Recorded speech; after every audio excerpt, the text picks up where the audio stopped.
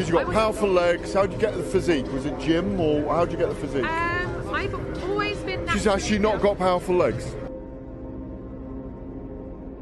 Do you shower in your dressing room? Do you have a shower on the day of a fight or not? Tell us about the tattoos. Shut the fuck up, you little prick. But then I've got the Phoenix. Hey, prick. So I'll take it from Bob every day of the week. Absolute disgrace. I'm sure no one will mind. Move him out of here, Darren. Ricky Hatton didn't go over for his fighter because he risked getting abducted and sold into sexual slavery. I never said that. Both have been rape victims. I'm not watching Frank Buglioni live on Saturday night. You're out of your mind. Jesus Christ, get yourself a life. He's actually a priest. Yeah. It's because his brother John Fury eye gouged him. What have I told you all this time? He's going to end up sucked out, fucked out, looking for a handout. Boxing nutters messenger group. I'm gonna be the king. J-Pump, you know what I'm saying?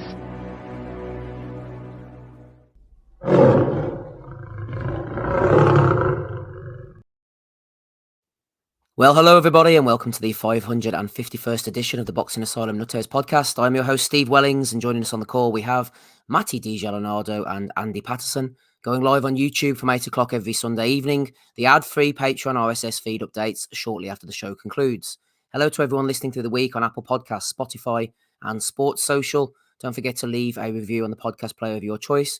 That the entire month of December, nothing less than 5 stars is acceptable. We are into December now, 2023. Christmas is closing in on us, and so is 2024. What is it? Shorter of breath and one day closer to death. I sound a bit closer to death tonight. The throat's a bit scratchy, which shouldn't affect us on an audio medium like this. We should all be fine. Shouting last night, no doubt, at the Michael Conlan card in Belfast SSE Arena. We'll be coming to that shortly. Bit of Nathan Gorman as well, getting his shorts taped up, Channel 5. Gavin Gwynne on Friday night. Hackett, ProBox TV. Next week, Chris Billam-Smith's on. We'll be previewing that one. Prograis Haney. And also Robeisy Ramirez is in action. It's in Texas, maybe, I think he is. Same place, Matty, as Ryan Garcia was in action last night against Oscar Duarte Jurado. We'll just call him Oscar Duarte for now. They said before the fight, Duarte was going to struggle because he was a little bit slow. He likes to stand stationary and let his shots go. For that to happen, you also have to stand in front of him for him to be effective. Ryan Garcia managed to move, which was his modus operandi last night. Don't stand there to be a target, and you should be able to get the job done, which is exactly what he did. Yeah, there were some times he chose to trade there, and then Duarte kind of started coming on in the 5th, 6th rounds, and then Garcia decided to box a little bit, and he was looking, like, maybe he might not be able to make the finish line. Maybe Duarte can get to him. He was landing some decent shots. Garcia was kind of doing a weird defensive move to get behind his shoulder, and it just seemed very open for a double left hook in that position, which Duarte did catch him with at a couple of moments. But then just catches Duarte coming in, and then kind of lands a flurry. Down Duarte goes, and he was kind of up at about 9.5, but that was enough for the ref, and he called it. I think he was given more time than Malik Scott, so he's got that going for him. And I didn't know if it was necessarily unfair. Duarte's a little bothered, but I think he pushed it as far as he could in getting up there. But Garcia looked all right. He's still punching good. That was at a 143 catch weight. He called out Raleigh. I could easily see him beating Raleigh. Oscar says he'd like to match him against the Prograis Haney winner. We'll see. But it was a pretty good performance from Ryan, where he fought a little, he boxed a little. But I just I can't say I'm tremendously high on his prospects at the top level going forward. I just don't think I saw what you'd be wanting to see from a fighter at that level. The level that he believes that he is at, I'll say. He's a hard man to please, is Matty, and this was Garcia's first fight since getting destroyed to the I body agree by with him. Javonte Davis. He picked up on something. That weird side-on movement that Garcia was doing. I noticed that quite early on as well. The referee wasn't really wise to it. He kept blaming Duarte for hitting him around the back area, but that's all that Garcia was presenting. It was a bit of a shoulder roll at first. It became an all-round turnaround. Chris Mannix seemed to think he was protecting the body post Javonte Davis. If that's the case, then a couple of things come to mind. First of all, you can't get away with that every fight going forward. And secondly, people are going to think, whoa, hold on a minute. This guy's glass to the body, man. He's hiding something. Or, well, not really hiding. We've all seen it. But he's definitely weak. It's definitely an obvious weakness. What on earth was he doing this move? Well, I said to you guys in the chat earlier on this morning when I seen it, it was complete poverty, that shoulder roll. I mean, it really was. And then when you say it was a complete turnaround movement, like literally turning his back on the situation, he's complaining about shots behind the head. Might have been some kidney shots and that as well. Maybe he was complaining about. But at the end of the day, he got the win. That's first and foremost. I'd say his power is pretty much legit. He even got up in weight. That's the other thing, actually, the weight. I mean, as Ozzy said here before, what breeds good habits is like, your weight, sticking to championship, weight limits, and that breeds good habits. He's come in at 143. He demanded 143, I think, as well. So I don't know what that's about. But as I say, he got the win. He's still got the kind of star drawing power, as evidenced by some of the fans there last night. There was a bit of booing in that as well. A lot of Duarte support, though, I think, because of the Mexican contingent over the border, probably. Yeah, Duarte again. That was not a performance I was expecting for him, actually, in that as well. He set nothing up. He walked into distance. He's trying to shimmy himself into distance. He was doing nothing. Every time he moved his feet, he couldn't get shots off. So he had to wait to get his feet set. And then by that time, as you say, Matty says, Garcia was using his feet. He was dancing around about the ring, no one to engage really, and it's kind of like picking his shots, type of thing and that. But the bit I agree with Matty on is, his long-term prospects. Well, for me, his prospects is this: it's cherry picking for this point, and he's picking fights with Oscar and Bernard Hopkins. If he gets his wish and becomes a free agent, who's he really going to be aiming to fight? Because even the champions, even the title holders, I would not fancy his chances against. Okay, we've got Prograis fighting next week, so we'll just leave him out the equation. But put him with Matias, like he was fighting there last time. Matias, I love it, Andy. Body on the record, man. Liking that thinking. Well, second body on the record, mate. Once as you say, with that stupid turn he was doing there last night, all someone's got to do is find a good left hand, and he is on Queer Street immediately. So as I say, from this point forward, it'll be cherry picking, it'll be padding the bank account, it'll be padding his record. Because let's be honest, I thought he looked awful. As I say, the power's there. He looked okay in terms of movement and type of thing, but this moment when he gets into a firefight or in quarters battles, that he's the way he's doing it, it's just not working out for him. So for me, it's all honestly, it'll be as much money as he can get going forward, little resistance as possible, and again, stay away from the legit bangers and the legit fighters at 140. And the way it's going in terms of what he's doing with the weight, i.e. catch weights, I wouldn't be surprised to see him up at 147 this time next year, the way it's going in that as well. So too much talk. Well, there is a lot of talking these days, but there isn't enough fighting in that as well, especially kind of enough fights that's going to get him the required, discipline and, education and just the experience that he needs to be fighting at this top level, because a lot of it, again, it's just IG fighting, Instagram, training and all this type of crap. He's got, another trainer, I believe now. Forget how many he's got now at this point. As I say, he's Derek James, third and three. Joe Goosen before. And he says he's picking fights with his promoter. He's got any legal issues with his promoter, I believe. I think there's some sort of legal dispute going on there as well. So, yeah, well, he instructed his lawyer, didn't he, to draw up papers for them. But like you said there, Andy, about building him and improving him and moving him into positions, surely the likes of Oscar and Hopkins now know he's going to be away like a shot. Which begs the question why Garcia signed the contract extension in the first place. But they can't build him towards anything. They're going to have to try and quote unquote cash him out, which is why I think the likes of fighting guys like Rolando Romero, big pay-per-view, sells money. They both talk absolute shit. They're both relatively popular in their own sort of niches. It's going to be fights like that, isn't it? Now Oscar's going to look to try and get his money back as best he can before Ryan jumps ship. Well, he's going to try something at least. As I say, if he's legit about trying to get these fights made, cross promotions, and he's going to reach out to the likes of Al Heyman and that, and try and get Romero and Matias, so to speak. I'm just trying to bring up the rank and see if I can find where Garcia actually ranks. So there he's ranked 4 with the WBA, 7 with IBF, and 7 with WBC. So interestingly, Andy, as well, he's number 5 with BOXXER, and number 4 in BOXXER is Arnold Barboza Jr., who apparently has now signed with Oscar and was supposed to be on that card last night. So there's maybe a bit of a move being made there, possibly. Either way, someone's got to do something with Barboza. He's 28-0. He's been with Bob most of his career. He's had no big fights, which is unfortunate because he's a decent fighter. But the fact he's so close to Garcia in the rankings there, maybe they're working a little bit of a move there, possibly. Possibly. But I think if they're going to... What's the contract length again? I mean, again... If it's like 2-3 years long and that, then he could maybe sit him on the shelf. That, but he's as I say, he's too much a star for him in terms of like what he can draw in. So there's no point shelving him.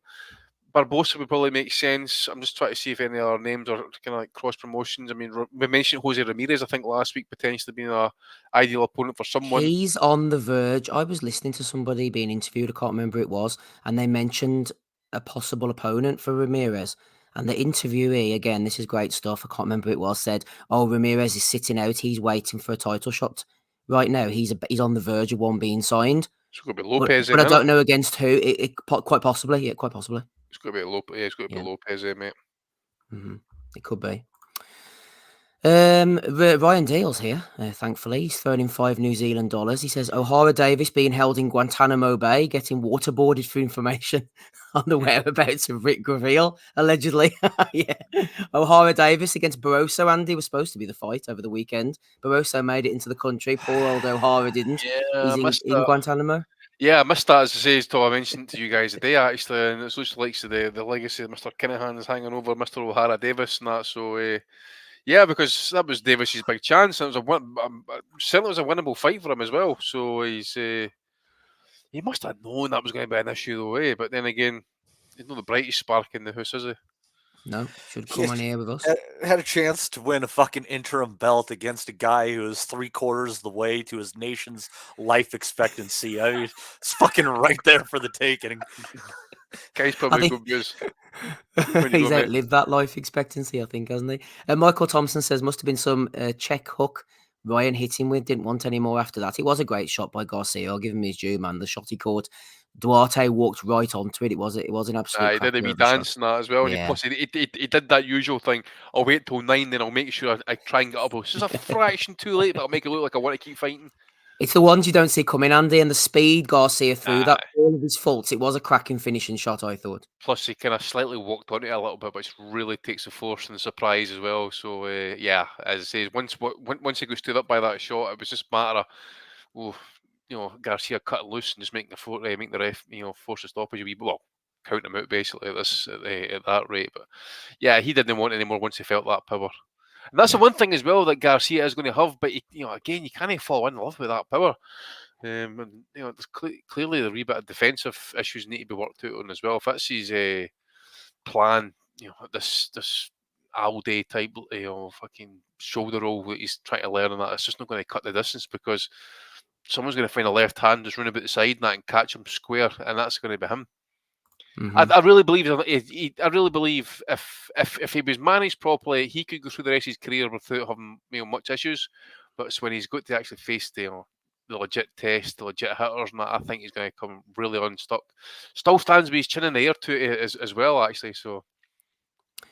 Michael Thompson says when Ryan loses his reactions and speed, eventually it'll be game over for him. He has stepped up against Davis. He wasn't on Davis's level. He got stopped. We all know he's an Instagram star. He brings the sort of teenage girl demographic to boxing. But he is a decent fighter. I think that was a tough fight for him, for Golden Boy to give him. Some people are even saying, they wanted him to lose, which I don't know. Oscar doesn't even know what time of day it is half the time. But I thought that was a good win. And the way he finished Duarte as well, he could have easily stayed on his bike and gone the distance and just about sneak by. So I'm going to give King Roy a pat on the back for that one. Other people, Matty, aren't so fussed. You might have seen this earlier in the Boxing Nutters group. Let me just get rid of Michael Thompson there. No offense, Michael. Calix Been Boxing trying for years. number 2 says, excuse me, Matty, Ryan Garcia is Victor Ortiz 2.0, explosive enough to put guys like Duarte away, not skilled or focused enough to beat top tier fighters, way too flawed. It's going to be what it's going to be. Excuse me. He'll beat Rolly because Rolly sucks, likely plucks off a low-hanging belt at some point, but really bad losses are in his future. You can see it from a mile away. He'll have his fair share of opportunities due to popularity, but red flags all over the place. So I think that's actually a pretty accurate description and fair. I think in some ways it is, but I will say that I think Ryan, he might have his mental health bitches and whines, but I do think he's a little bit more headstrong than Victor. After the Davis loss, he wasn't in there saying that he didn't deserve to take such beatings and things of that nature. So I think there's something that will keep him from being in the upper echelon of the sport, but I don't necessarily. I think that he's some sort of a fucking head case fucking wacko like Victor was. I mean, he was a really special talent in that way. What kind of got me with him, the fight of his that really got under my skin was the Lamont Peterson fight, where he somehow managed to find a draw in that fight despite dropping Peterson like 3 times. And again, it's just like there's that kind of killer instinct was missing, and it's a shame because that guy, not only did he have just fucking thunder in that left hand, his right hook was fucking mean too. It's a fucking shame that he couldn't just bite down a little bit more because he definitely had some fucking skill and power. Yep, skill, power, speed. People were comparing him to Oscar, saying he was going to be the new Oscar at one point, but unfortunately, it didn't quite work out for him. Thanks to Calix Boxing there. Wrapping up, he needed. I guess he just needed the cocaine that you forgot. Well, he maybe get to that. He maybe get to that. Rob, we're talking Ryan Garcia knocking out Oscar Duarte. What's in Ryan's future? Do you think? Could it be Rolly? Could it be Arnold Barboza? Could it be shaving his hair off and growing a beard?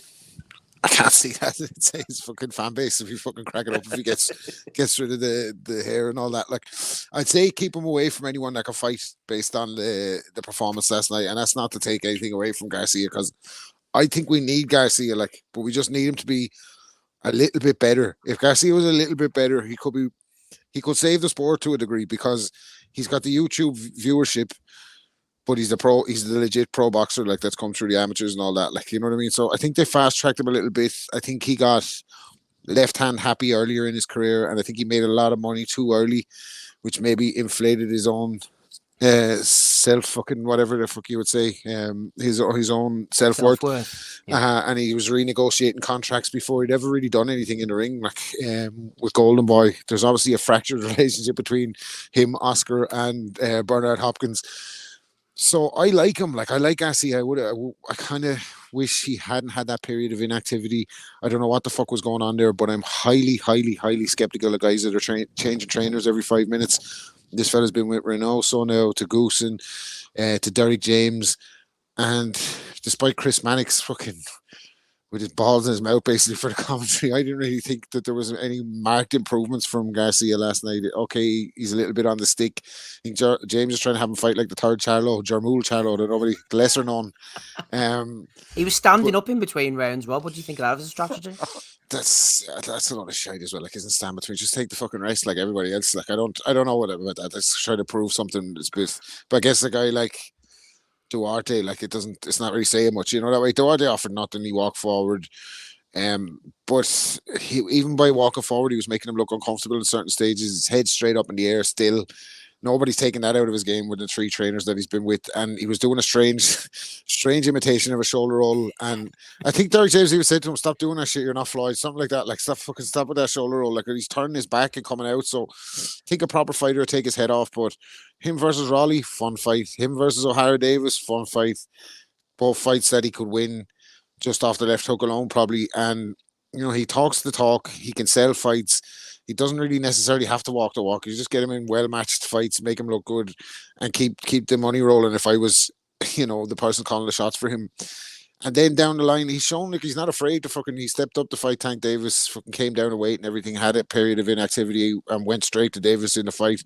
Didn't work out for him, and he didn't offer much in the fight apart from looking wild with the left hook and looking for the left hook all night. And I think he's the type of person that doesn't listen. I saw a little bit of footage with Linares and him together, and Linares is making suggestions like that maybe you try throw something different than the left hook. He's like, I like the left hook, but maybe why don't you try double jab left hook, something like this? You know what I mean? He's like, I don't think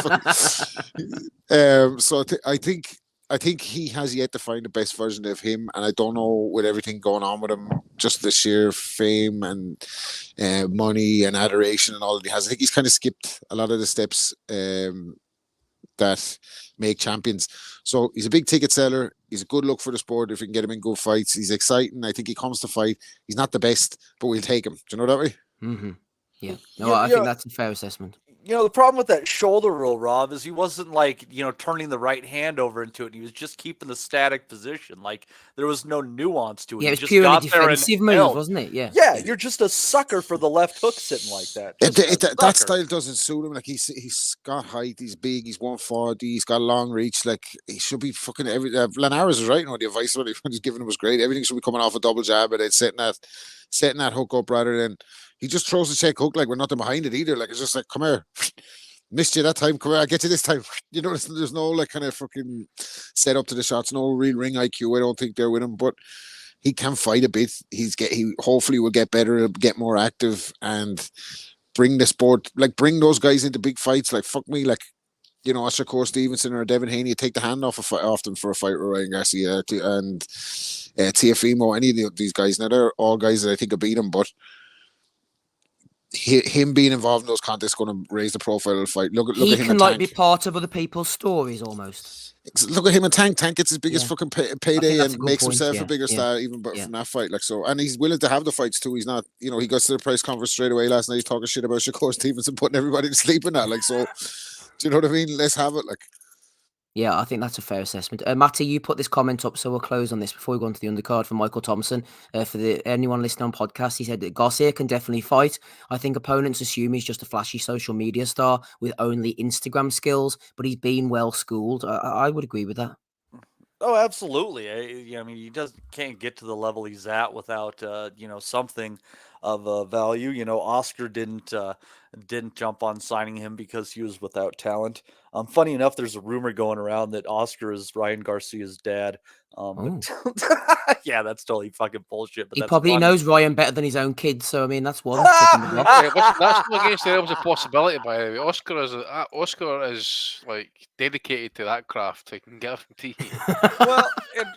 Ryan's from Victorville, California, which is quite the shithole as I understand it. It seems like the place that one might go to get a shitty motel and do a little bit of cocaine. And as you'll recall, that is the place where the infamous Bob Sheridan taking out the biker gang in his Corvette story came from too. So maybe Bob Sheridan's really his father. Yeah. So I guess to sum it up, I wouldn't fuck with Ryan because he's like hardcore street from fucking Victorville, V-Town, bitch. Didn't Hugh Grant kind of like frequent that area in that way? But what was her name? Divine Brown. That'll be one for Dominic. Dominic likes to get school on the old school fucking punchers from the past.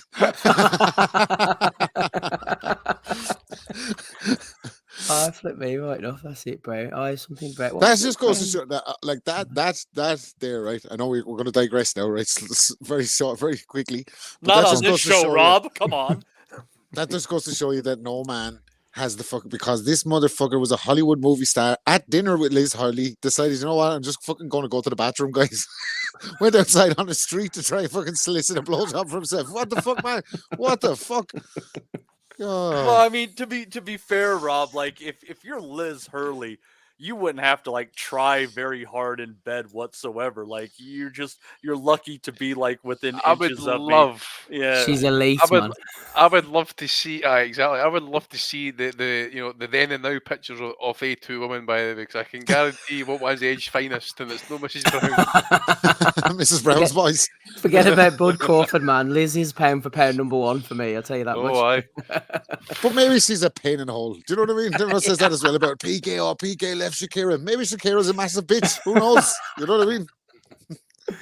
Anyway, sorry. Yes, no, that's fine. I feel like, I don't think we have deviated too much from Ryan Garcia into the world of celebrity.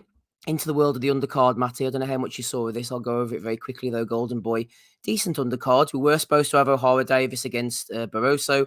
We've spoken about the visa issues. Arnold Barboza was supposed to be on the card, didn't quite make it, unfortunately. The son of a legend, Shane Mosley Jr., got a 6th round retirement win over Joshua Conley, not to be confused with Joshua Clotty. Floyd Schofield, he's decent. He went in against Ricardo Lopez, who said, I'm going to give him the toughest fight of his career. Mark my words. He got dropped 4 times and knocked out in the first round. So I don't know what Schofield's other fights were like. And then Darius Fulgham, 9-0 with 9 knockouts. Pacino Hill, not to be confused with Al Pacino there, Matty. Did you catch anything of... A lot of legal battles caught the other Schofield guy had, didn't he? Yeah, he's busy. Go on, Matt. Fulgham, he's an interesting prospect. Hopkins is really high on him. He's already got a college degree. He's a registered nurse. Interesting guy. He seems to be really sharp, good head on his shoulders, which I think, really goes a long way, for, just maximizing what talents you have. So looking forward to seeing what Fulgham does going forward. And then we'll hit on Schofield real quick. He just demolished his opponent and put him down 4 times. Every time he touched him, just hurt him. That doesn't tell you much about Schofield. I would, if they can't get these guys in with the champions, let's clear out some prospects and get us a Williams Zepeda Floyd Schofield fight. Come on, give us some love here. That'd be an interesting one. And, Shane Mosley Jr., Conley has been the distance with a few decent fighters, pretty durable. And, Mosley finding that over the top right hand to take him out of there. He just landed a bunch on him, I think, at the 6th or the 7th. And then Conley, just between rounds, told his guys he just didn't have anything left. But, I'll tell you what, Mosley he's kind of developed into a pretty decent little fighter, and in a really weak middleweight division, given the right circumstances, I could see him picking up a title. Stranger things have happened. It is pretty weak at the moment. He's not a great talker, though, Matty. Did you see him trying to cut a little promo before with the girl interviewing him? My God, it was painful. Yeah, he definitely didn't get any of his dad's swagger. Unfortunately, he just got his mom's cuntiness, it seems. He talks like his dad talks now. Shane was there. They're friends again. Yeah, everything's groovy in the Mosley family right now, so that's good to see. And apparently he's probably just fell out with that because he's sick of the dad having a new girlfriend every 6 weeks. Like, fuck off, dad. Who's this one? Like, this is the love of my life. This is the, you know what I mean? I've fucking seen this shit before. Hey, let me ask you, Rob, would you take a $20 bet that Shane Mosley has never stolen pussy from his son? If I gave you that bet, would you take it or not? I don't know. It's vice versa. I'd say it's probably more likely the other way around with the fucking the women Shane Senior calls for. I'd say that's probably more likely the other way around. Yeah. So, anyways, glad to see the family back together, whatever trials and tribulations they might have been through. But Mosley Jr. onwards and upwards, and his dad sounded a little bit punch drunk, but doing okay, it seems.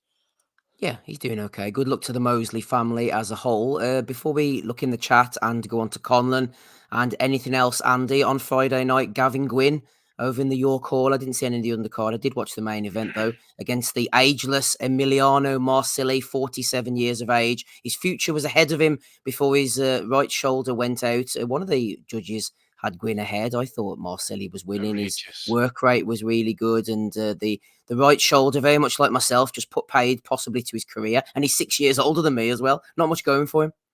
Yeah, I thought he was doing pretty well. Actually, one of the judges had him had Gwynne up by 2 points. Marsili, obviously, he's not got the power, and as I say, obviously, I was surprised he didn't seem he was going to fade 5, 6, 7 rounds. You think, Jesus, man, Gwynn's going to have to. What he seemed to think he was going to do was basically walk forward and just try and just land shots, but. Marsili was just backing off, using every inch of the ring. He would let his punches go when Gwynne was covering up, and then he wouldn't be there to take the any counter shots or anything like that. the injury seemed to be pretty legit. I mean, you could see literally, like, I don't know if it was like a dislocated shoulder, but you could literally see something protruding at the top end of his shoulder, and that it felt gutty for the guy in that, because it did look like he was on the way. But just check the judges' scorecards here again. 78-74, 77-75 to the Italian, and then 77-75 to Gavin Gwynne on the third card, and that. So I did think a wee bit maybe the tide was slightly turning, but we'll never know now. Actually, and that it did look like he was doing all he could just to kind of even get to what was it, round 8, round 9, whatever it was. But it just wasn't to be. So he just never really got the chance to kind of capitalise after that Derry Matthews win either, Marsili. So shame, because it says he went on. I think he went on the road and won that European belt possibly, or I think it was a vacant belt. Sorry, so. Came across here, just wasn't to be though. It says he was doing pretty well, but injuries happen. Injuries happen, yeah. Marsili was 24 years old on 9/11. Do you think he was involved? Highly likely. Highly likely. Might have been. Gwynne has improved. He's improved enough to become the European champion. They were talking about his next moves, but I can't quite remember what they were. I've thrown in the StreamYard link in the chat there. So if anybody wants to come on and join us and talk about the fights, you are more than welcome. Talking about this fight, I was there last night. Take Ames was in the house. Dominic Henry as well took my son. He was enjoying himself up with the revelers at the SSE Arena in Belfast. Michael Conlan. The comeback isn't going too well. 7th round stoppage loss to Jordan Gill. A few of the boys, Rob, were talking about the stoppage and saying it was a little bit premature, it was a little bit early. From watching at ringside, I didn't think it was, even though he was blocking, parrying, a lot of the shots of the actual stoppage itself weren't landing. I think if you look at the context of that fight, look at the context of his career, the Wood fight took a lot out of him. The Lopez fight, absolutely crushing loss. The fact he was up in weight, the fact he can't punch, the fact he was every inch of his soul just to try and stay in that fight and box his way in. He was hurt numerous times. I was watching those legs, the hips and everything on Conlan were just going like jelly. There was something wrong with his legs, man. He was not holding the shots well. I'm going around the houses here to say I didn't disagree with the stoppage, man. I thought he could have got hurt in there. No, me neither. And I was saying this, like I didn't think he belonged up at 126. And I was worried after, like, the Lee Wood knockout was so devastating. Like, he went out of the ring and then landed on his head, and half the arena thought he was dead. So to be back in, like, I would have really from that point on, I would have been more careful with him, matchmaking him, bringing him back along. I know he had a couple of easier fights and then went straight back in with Lopez. But the manner in which he got knocked out against Lopez was more concerning for me, because the Lee Wood one, obviously, like, it was spectacular on the eye. It was dramatic. It was fucking hard to mouth stuff. You're really worried for him. But in that Lopez fight, the manner in which he took the shot, I thought he looked shook to the core. And I said this last week. I think, like, my worry for him was that he stayed hit from the Wood fight, and now anytime he gets caught, that his punch resistance is going to be gone, and especially up the weight. Even though Jordan Gill is not known as a puncher, he's carrying that extra weight to go up. I would have retired after the Lopez fight, but obviously you can't tell fighters what to do. Fellas have their own ambitions and their own dreams, and who the fuck are we to tell them when to quit or whatever. And I think he's one of these fighters that was good enough to win a world title in the 4-belt era, and it just hasn't happened. Like, but there's no point trying to force it forever. He had a couple of cracks at it, and getting stopped like that against Jordan Gill home in Belfast, 7th round, like, and like you said, he was fighting for his life to stay in the fight, like, and I like Mick, like, you know what I mean. I think he's been, like, I tipped him to win a world title when he turned over.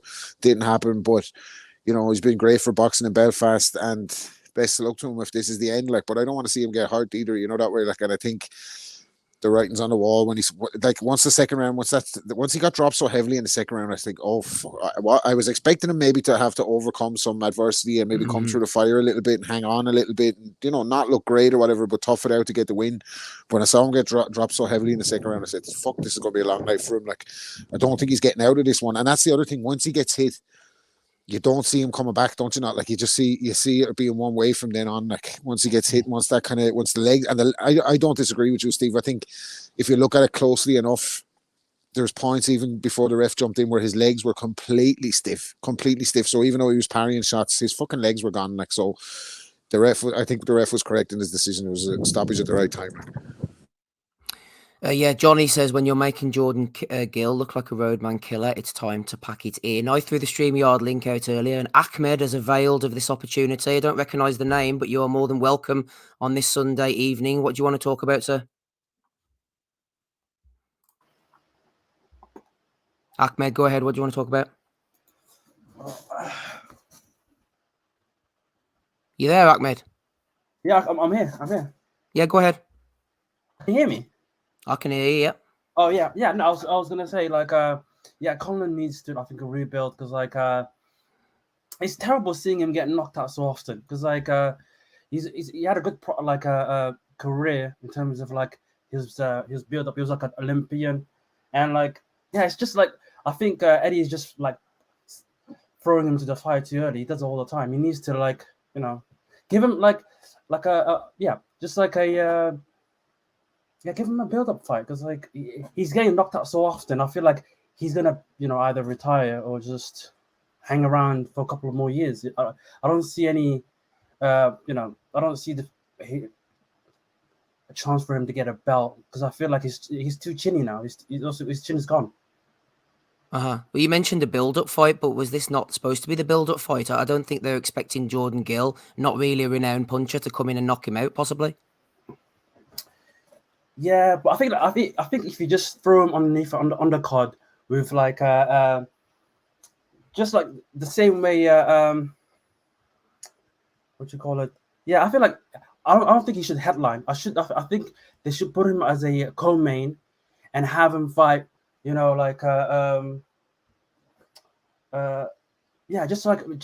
give him like cans, a nice 5-6 cans. Just to get his confidence back up, because like I feel like I imagine his confidence is rock bottom at the moment. I feel like I think he's just going into fights just to stay relevant. I feel like he needs to just have a soft touch, a real soft touch, just to get his confidence up. So you think the headliner role is as much of a cause of his problems as anything else, kind of a pressure aspect?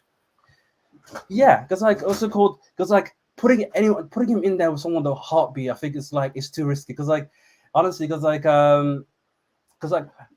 also he changed his style. He's coming forward now. He's not being a tactical fighter. He's also called he's not using the sweet science. I feel like he's going in and I feel like he's still thinking he's in his prime. I feel like he's in the later stages of his career. I feel like they need to be cautious with him. Yeah, I feel like also called the headlining thing. You have whenever he's headlining, they have to put him in with decent opposition. I feel like he can't be. I feel like I know he's late in his age now, but yeah, I feel like he'd be a good co-main guy for a bit, just for a short while, beat up some cans, get his confidence back up, and then get him another coach because like all the coaches he's been getting recently are been encouraging him to go front. I feel like his old style where he used to just stand behind the jab and just the Olympic style where he just, flapping his what's it called the jab and not engaging. I think that would have been best for suited for him. This whole going in there, I don't know who taught him this Mexican style because he doesn't have the chin for it. Well, I think the whole idea was he said before the fight he was going to Pedro Diaz to sort of get back to that Olympic move style. But when he got knocked down in the second round, that kind of went out the window and he stood and traded, which he did against Lopez. And as you said, he doesn't have the chin or the power for that, unfortunately. I think he got dragged into that fight maybe. I mean, what kind of coach would you, Ahmed, would you send him to now? Because that's going to be another change of trainer. He's already had 2 or 3 different trainers. I'm trying to... also called who's a good trainer in the UK at the moment? I'm going blank at the moment. Go to Adam Booth. Well, he's already been to Adam Booth. He can't go back to Adam Booth. He needs to go back there. Never go back. Oh, I have a good one. Who's the current trainer for Anthony Joshua? I think he's the guy who used to train Tyson Fury. Ben Davison. Ben Davison. Yeah, he's a good trainer. Yeah. Also called high IQ there. And he'll get him out of the. If the tie gets too far, he'll throw in the towel so he doesn't get knocked out. So yeah, I don't. I actually think Davison. He's not a great fit for a lot of fighters. if Conlan wants to go on, I don't think Davison's a bad fit for him. Yeah, maybe he can train him and Lee Wood for the rematch together. He can train both of them. Yeah. Yeah, that's what we need is a rematch of that. But I kind of, if there's only if Conlan wants to continue, it's only going to work if he admits that he's not a 130-pound puncher and he admits that he's a lazy super bantamweight who refuses to go down to the weight. He keeps trying to blame it on cutting weight when it has nothing to do with that. He's too small for the weight, and I swear he can still make 122.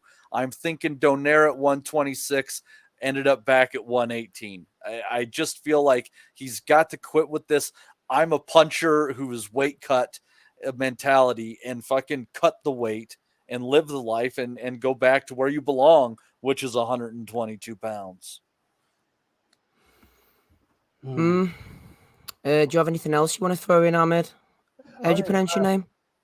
That's Okay. I think also called this is like also called like I think the last bit I just want to say it's not relevant to like yesterday's fights, but I think what do you like? I just want to say going on Anthony Joshua. I feel like if you guys think I watched the last podcast, and I feel like he will go back to like I wanted to go back to the like that Wallen fight. I think it's going to be really tough for him because like Wallen, when like he put up a good fight with Tyson, and I feel like that is a much more difficult fight than what Wilder has. Wilder, I feel like he's fighting a past his prime. I forgot his name. I'm going blank, but yeah, I feel like also called if Anthony Joshua can go past Wallen, I feel like he could beat Tyson Fury, because like this Tyson Fury, like I think like you guys mentioned, he doesn't have the legs anymore. He's soft in the middle section. I feel like that is a way more competitive fight if he can get past Wallen. But yeah, do you think he will get past Wallen? I feel like he should, because like he beat him twice before in amateurs. Like if he can pass that mental, and he's been in the he's been in the dark hole for like 4 days. He might have just got his his rehab sorted out, and he might have found a bit of confidence. I mean, like he's talking the talk in the press conference. He was giving people attitude. He was giving Big Baby attitude. I like to believe that he's going back to back to the streets. But yeah, I'd love to see Roadman like Femi back. I'd love to see that. But if he goes like what's it called? The thing is, the big test is once he gets in the ring, does he go back to being like the tentative, scared guy he was with? I actually, to be honest, that Usyk fight, the second Usyk fight, he made a lot of adjustments. I wish he stayed with that coach, because he was like, I think he made a lot of improvements in that second Usyk fight, because like he was able to like he was going on the front foot. He was putting pressure on Usyk. I think he gassed out in the 9th, but like he put like what's it called?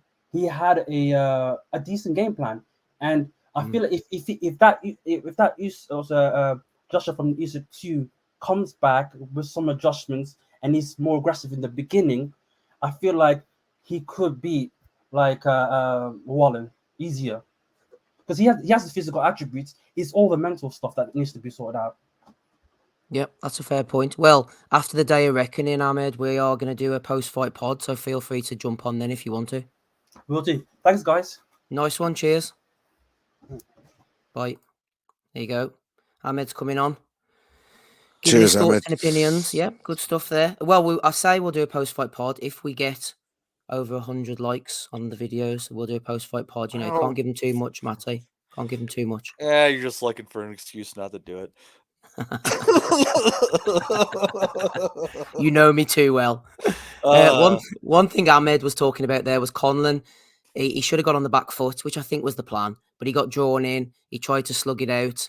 The fans could tell that he was kind of last chance saloon. He got dragged into a fight by Gill, who really got his game plan quite good. He got the hands up He got stuck in. He hurt Conlan early. It just felt like it was a matter of time before he caught him again with that same shot. It was the left hand over and over again. So we've got to give Jordan Gill, as much as we're sort of writing the obituary for Conlan here, give Jordan Gill a bit of credit as well. He said afterwards, Matty, I don't know if you listened to the Zone broadcast, he poured his heart out. He said he was at rock bottom after losing to Kiko.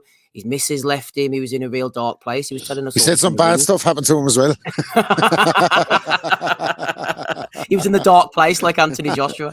I know, fair play to him. I was saying that in the chat, like, you can't take anything away from him, especially after everything he's been through. He fucking went and upset the Abercrombie.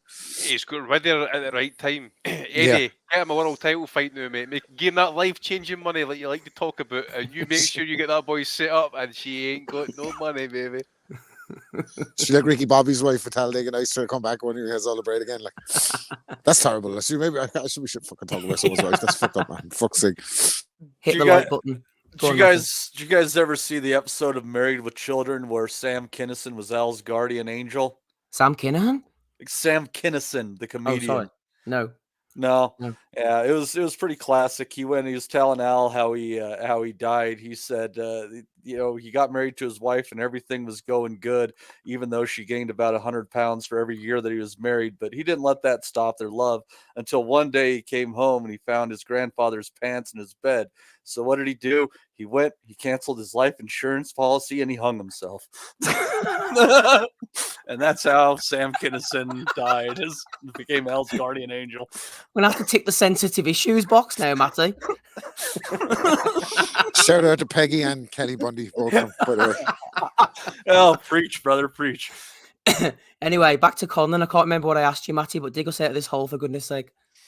Oh, well, you're talking. Well, yeah, fair play to Jordan Gill for getting over that rough patch in his life and not canceling his life insurance policy and hanging himself out of spite for his wife. He dragged himself out of the hard times, and he came in and decided that he was going to play the role of a puncher, and he's got a second lease on life for his career following that loss to Lee Wood. So good on the guy. It was an unexpected performance, and I think he seems like the kind of cat who's going to make the most of it. He certainly does. Andy F2 says, is Gill a Caldwell fighter? Heating up the radiators. The heat was on. He did give a shout out to Dave Caldwell, but he wasn't there in his corner. His dad was in the corner for the biggest night of his life so far. And he was a tough loss to Kiko. He did get absolutely battered in that fight. And to come back, and like I say, he was fighting like an absolute puncher. Who knows where that punch power came from, Andy? Well, it just shows you, mate, a lot of guys through the years, great talents and that, but what's the weak point? The woman. Sometimes we call them the ball and chain because of the anchors to the ground. He's basically had the shackles taken off him, mate, and literally went out there and just like put it all together, hasn't he? I don't know if he saved his career, so to speak, but he certainly put himself in the shop window. To be fair, I mean, last week, I think I even said it. I didn't really expect him to win. I thought it was a safe option for Mick to come back to, and it just shows you as well. The other thing I was thinking about was Conlan. He's remember the early half of his career, he was very, very boring to watch. Very, textbook boxing.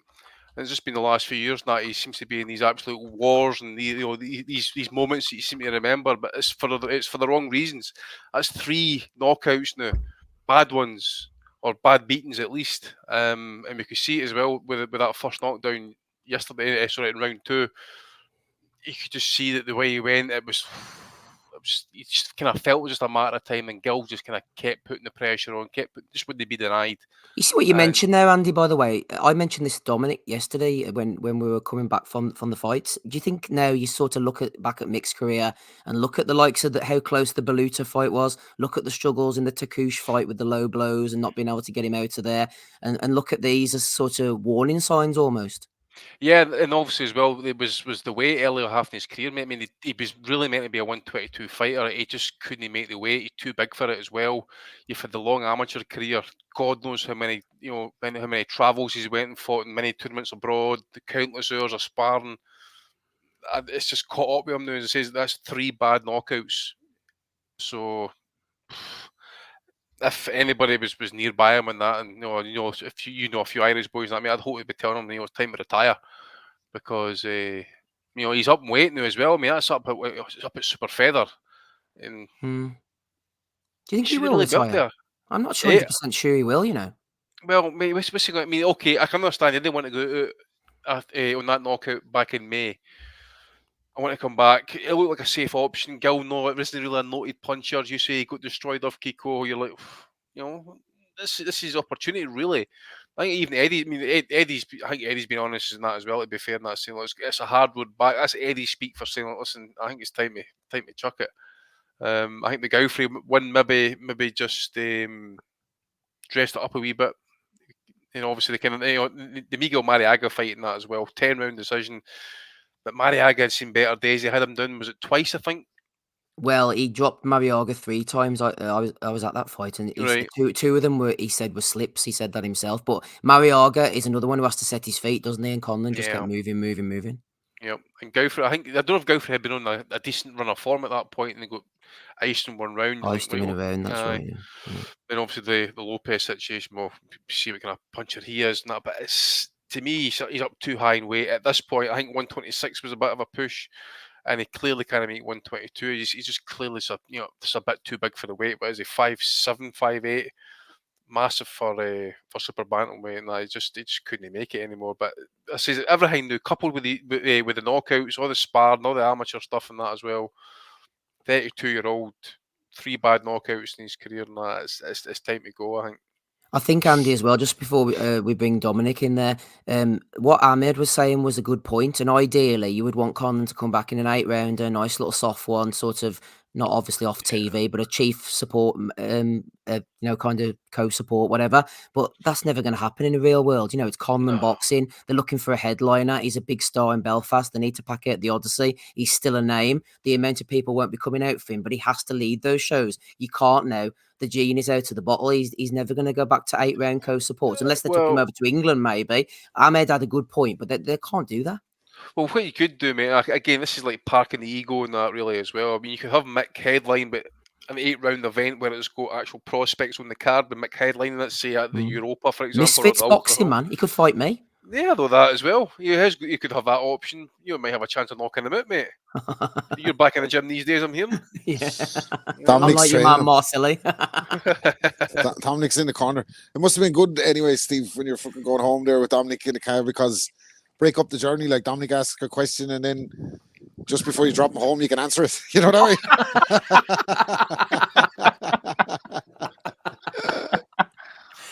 Brutalmente honesto. Here, Rob, has Rob had his say on the fight yet? Yes, I have, Dominic, yeah. Because I was gonna say I don't want Rob waiting for me to flip and give him a top here in the next 45 minutes. No, you're all right. You're clear to go. Go on, Dominic. Good to hear from you. What did you make of last night?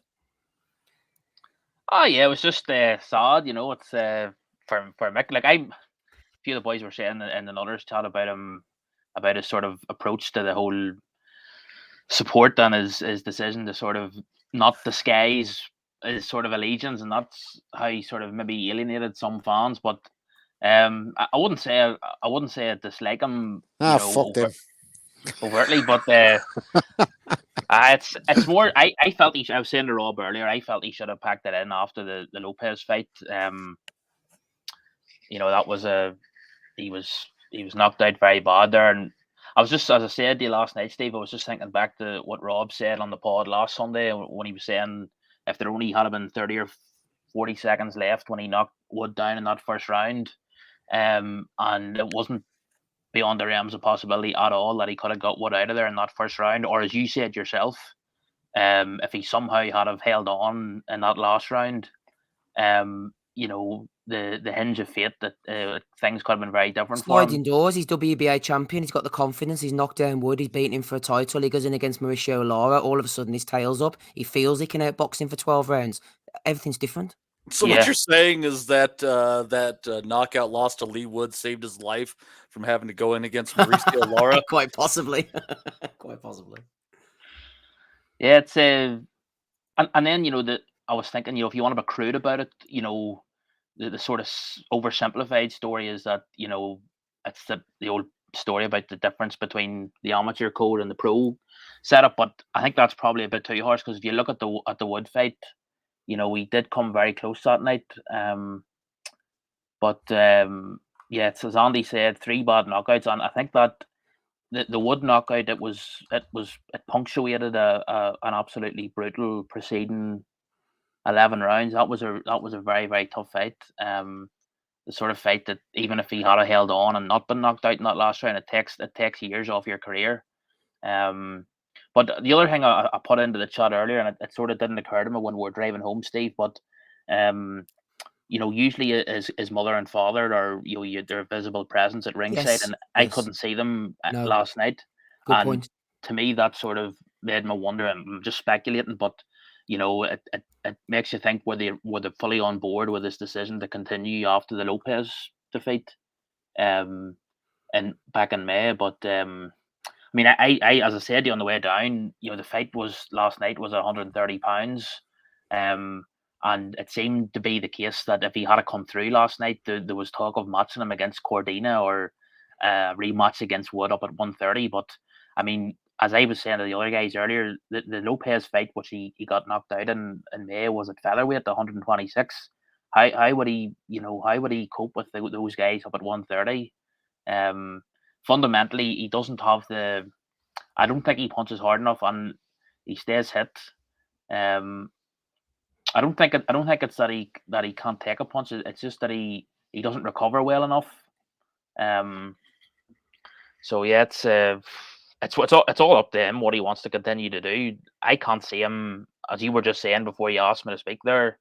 It's hard to see him rebuilding on undercards in England, and it's just hard to see that. Like, so it's I thought he should have retired after the Lopez fight. It's not good for you getting that. That's too many knockouts. Like, yeah, I think it's 3 and 5. Stick with us, Dominic. We'll go on to the undercard shortly. Rob, did you see anything in the undercard? We had Sean McComb. He outboxed Maxwell, dropped him 3 times. Jarko, I think he's got a nice jab, boxed pretty well. Maybe lacks that killer instinct, doesn't like to get hit. Who does? And Tyrone McKenna against Lewis Crocker. I thought that if McKenna could get past the first 4 or 5 rounds, he might get into a rhythm and cause Crocker some problems. The only problems he caused him was his fists smashing off his chin all night. Yeah, I'd like to see McKenna retire as well. I don't think, I know he's hard and everything. He could take a shot and he's in wars, but what's the fucking point? You have your podcast. Did he? Yeah, he has a podcast and all now, and he's selling it out and he's doing something different. I don't think there's anything need to see him out again. That was kind of the last roll of the dice for him. Can't punch. That's really his problem, isn't it? Like, if he could punch, he might have done something more in the sport. But Lewis Crocker looks okay. We'll have to see how he develops. Like, I wasn't fucking jumping out of my seat over that or anything, to be honest with you. Dominic, what about you on the undercard? You're obviously there watching it all. 8 fights in total. I thought the pace of the undercard was good. I like it to move nice and swiftly, and it did. Yeah, it did. That was good, and you don't want to be hanging. Of course, you contrast it to the last fight in Belfast. The undercard. What happened? Unfortunately, that South African guy that was fighting Nick Ball. That sort of made the main event delayed by, if you remember, they had to wait for the ambulance and everything to come in, and it slowed things down. And but yeah, last night, it was good sort of pace to the thing, and yeah, it was a good. Crocker it was sort of. I thought McKenna. He looked to me like he was happy to see the final bell and survive. As you said to me, if it looked like he sort of was thinking if he opened up and tried to do anything offensively himself, he would probably get caught, and put himself in danger of being stopped. So yeah, too tough for his own good. And Giorco was an interesting one. I'm not convinced by him. I'm not saying he was bad last night. What I'm talking about is the way. I'm not saying hype's maybe the wrong word, but there's sort of been a feeling that he's being sort of groomed for bigger things, maybe very big things, and I don't see that sort of. I don't see that in his performances so far. He's definitely a very tidy boxer. The job was very good, but I was sort of worried for him if that fight had been 12 rounds against an opponent who knew how to cut the ring off, and who knew how not to smother his own work. Williamson was just a bit too crude to really ask those questions. And Eddie sort of said it in his post-fight interview, or one of the YouTube channels. He sort of said, going forward, the people who are making the decisions for him, his manager, whoever it is, they need to be on board with the sort of fights that Eddie and Matchroom want to put on the table for him, because it looked like Eddie basically didn't hide the fact that it took a bit of a struggle to get this fight made. Yeah, forced his hand almost. Yeah, to get this fight on. So, and again, it looks to me that you always look at this level. What's the punching power like? Are they able to get rid of guys at a certain level? And he started off his career at middleweight. He's now down at light middleweight, and he still doesn't look to be really bothering guys at this level with his power. So when you look at who else is at that sort of weight in the British scene, Josh Kelly, who's probably maybe a bit ahead of him. I wouldn't really fancy his chances against Josh. Not that I'm a big fan of Josh Kelly, but I wouldn't really fancy his chances. So for me, the jury's out. He was decent, but you're sort of measuring it against the sort of, as I say, not the hype, but the sort of way he's been marketed and built. That comment on the screen there, Dominic's interesting, from Thomas Newman. He says, Warren let him go without much of a fight. I didn't get the overriding feeling that Hearn will offer to re-sign him. Yeah, couldn't disagree with that there. It's again, if you're maybe it's not him that was dragging his feet to fight Williamson, maybe it was whoever's managing him, whatever remnant of the lovely bunch of lads that's sort of overseeing his choices. But yeah, one to keep an eye on. But it's sort of hard, as we were saying on the way home. Guys like Crocker isn't really big enough yet to headline on his own. He's got a good enough following that I could hear it around me where I was sitting in the arena. But yeah, he's probably going to have to go and fight on Eddie's undercard somewhere, which may not be a bad thing. Yeah, you'd think if they could tie someone up with Podrick McCrory, then they could have a bit of a double act, but I don't think Crocker and McCrory might be the double act. And then McCrory's fighting Berlanga. That's right. Oh, it is right. Yes. Well, I was just about to say what Matty said. I mean, Eddie it's basically they haven't confirmed the venue. It looks like it's early in January, or Eddie's just sort of haven't got the venue, I think, tied down. But he was basically there was a report about it yesterday. I think that's the fight that's going to happen. There you go. Dominic, stick with us as long as you are able to or wish. Andy, anything from the Conlan undercard? If not, then you can take us over to Felix Sturm if you want, whichever takes your fancy. No, I've never seen any undercard, mate. I've never seen Felix Sturm either. I've just seen some comments that he'd won. Ninth round stoppage, he's back. I was going to say 8th round, but is he 44 now? Exercised the ghost, I suppose, for the first fight. That's all I can really say about it. But I don't know what he'll do, to be fair, mate. Probably just cherry pick. He's his own man, his own promoter. Does it pretty well, but yeah, I've seen a copy of the fight and that as well available. Well, I wasn't downloading it. Not worth my time at this point in his career, mate. What about a quick word on Nathan Gorman? Andy, I mean, flip me, man. He was. I tell you what, man, that was embarrassing. I mean, to have such, I wouldn't call it high profile, but as a chance to seen by many eyes. And I mean, it's terrestrial TV at the end of the day, and they have a guy. What weight was it like 280 or something like that? The guy was massive. Aussie 296. 296. And the other guy was 217. I don't know what Aussie is, man. Aussie needs to be man, that's 80, 90 pound difference, that isn't it? Incredible. I mean, I know they said, he was talented and all that, but this is his heart's not in it, and there he is getting rocked up there like that. It was so bad. Very early. I mean, I didn't watch it all, but his trunks were so bad that were fonding over his arse just about. They got out a big fucking thing of industrial tape to try and keep him up. Had to get the tape for his wrists or for his hand wraps and get that running beat his gut to hold it in place. So it was an absolute disgrace, as Ozzy would say, mate. An absolute disgrace.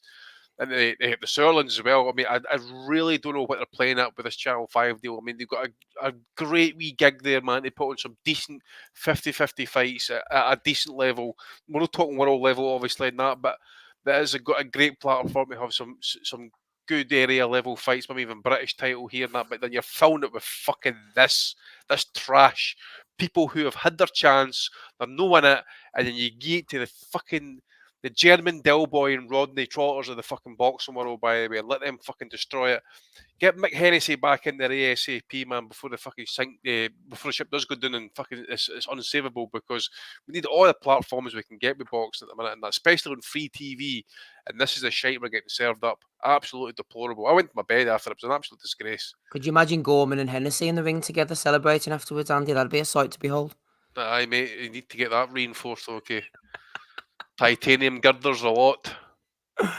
Lovely stuff. Good luck to Nathan Gorman. He's doing well. Gorman the Doorman back in Weatherspoons very shortly, hopefully. Matty, not going to burden you literally Still with the probably weight. flatten fellas down in Witherspoons, though, wouldn't he? Like fucking Julius Francis. You know what I mean? You ever see Julius Francis getting fucking upended by Tyson, man? He was fucking all over the shop. Then fucking somebody mouthed at him and he got splatted. So yeah, don't go up to Gorman when he's back on the door. Be like, you want to lend this masking tape or whatever? He just fucking smash it like one thing. So getting iced on the door by Gorman. Matty, stateside action before we move on to the stuff next week. There's no show box has become no box, but thankfully on a Wednesday we've still got pro box. What went down this week?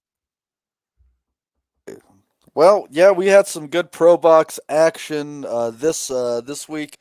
Let's see here. What do we have on this one? We had a draw between Yonis Argilagos and Jose Lopez.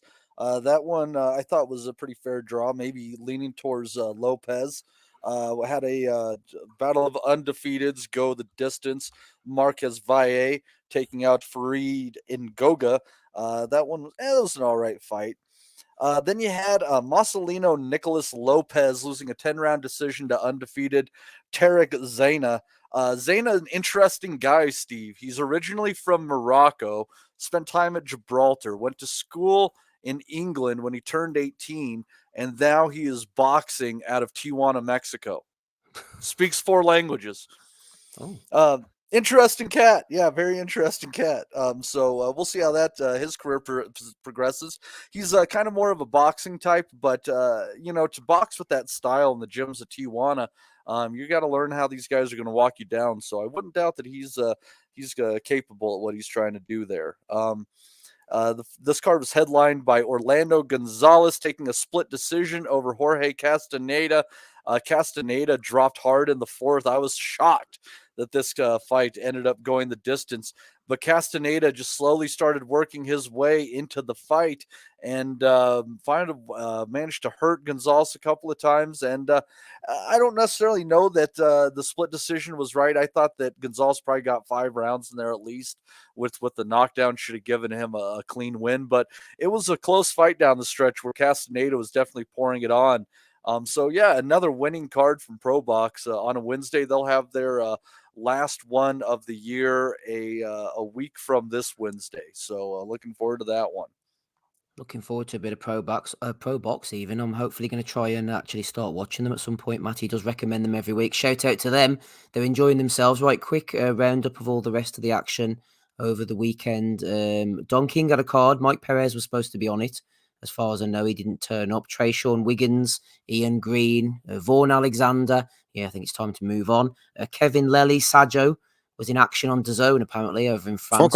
Some of them were just AI generated names. I did like Don King's, like Sports Illustrated. There's no fucking way that they're real fighters like Trayshawn Wiggins. Fuck off, man. That card was the one that Broner was supposed to be on too. That's so right. God knows, maybe that could there's be already any card. acrimony. That could be any card. Oh, that was a card Broner was supposed to be on over the last 5 years. Fuck me. The Broner Don King link up is working well as far as we know. Shout out to Sajo, got a win in France. Ryan Rozicki with a 1-round knockout over Duradola. He's absolutely washed, man. They need to look after him, I think. And then Matty, I don't know if you watched this on Friday evening. I did mention it to you. DAZN, one of the prospects. He's got the Wellings curse already, but he's going against the Wellings curse so far. 8-0, 20 years of age. This is his 7th knockout. This time in the 3rd round against Adrian Gutierrez. I'm talking about PBC favourite Jalil Major Hackett. He's my one to watch for the future. So that's I put the cooler on him. Unfortunately, did you get to watch it, Matt?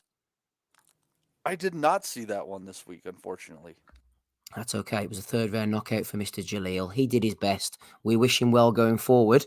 Let's have a look in the chat, see who's knocking about. Then we'll get to Dominic's thoughts on Ryan Garcia. We've got number 1. is there. No sign of number 2 yet. But we've got Paul Raftery. That'll have to do. Joker's Wild's in. He says, yo to you. That Ryan Garcia Duarte fight was fake. They were throwing punches to make it look real, but it was actually light taps. 100% fraudulent. So there you are. There's a bit of information for you. Johnny's here. The over-under was 8.5 rounds. But like whatever about like fucking corruption, you don't think fellas are going to the ring to choreograph fucking fake fights? Yeah, fuck off, man. Like fake fights, fake news. What else have we got here? Yumi Yappy. When Rob thinks your conspiracy is gone too far, man, it's Joker's wild. I never thought of it like that. Now that you say it like that, could be onto something. MB, Andrew Thickett, Ben Russell's here, F2. David Palmer, shout out to David. He always throws in super chats, good lad. Danny Young's with us as well, head of the merchandise department. The Juice, Thomas Newman, AP, Will You Stand 86. Hatton Bombs here as well. Ahmed was on earlier. Duke Dave. Who else we got? Chris Butler. Harvey Price returns. And we'll do one more, shall we? Let's see who else is at the bottom here.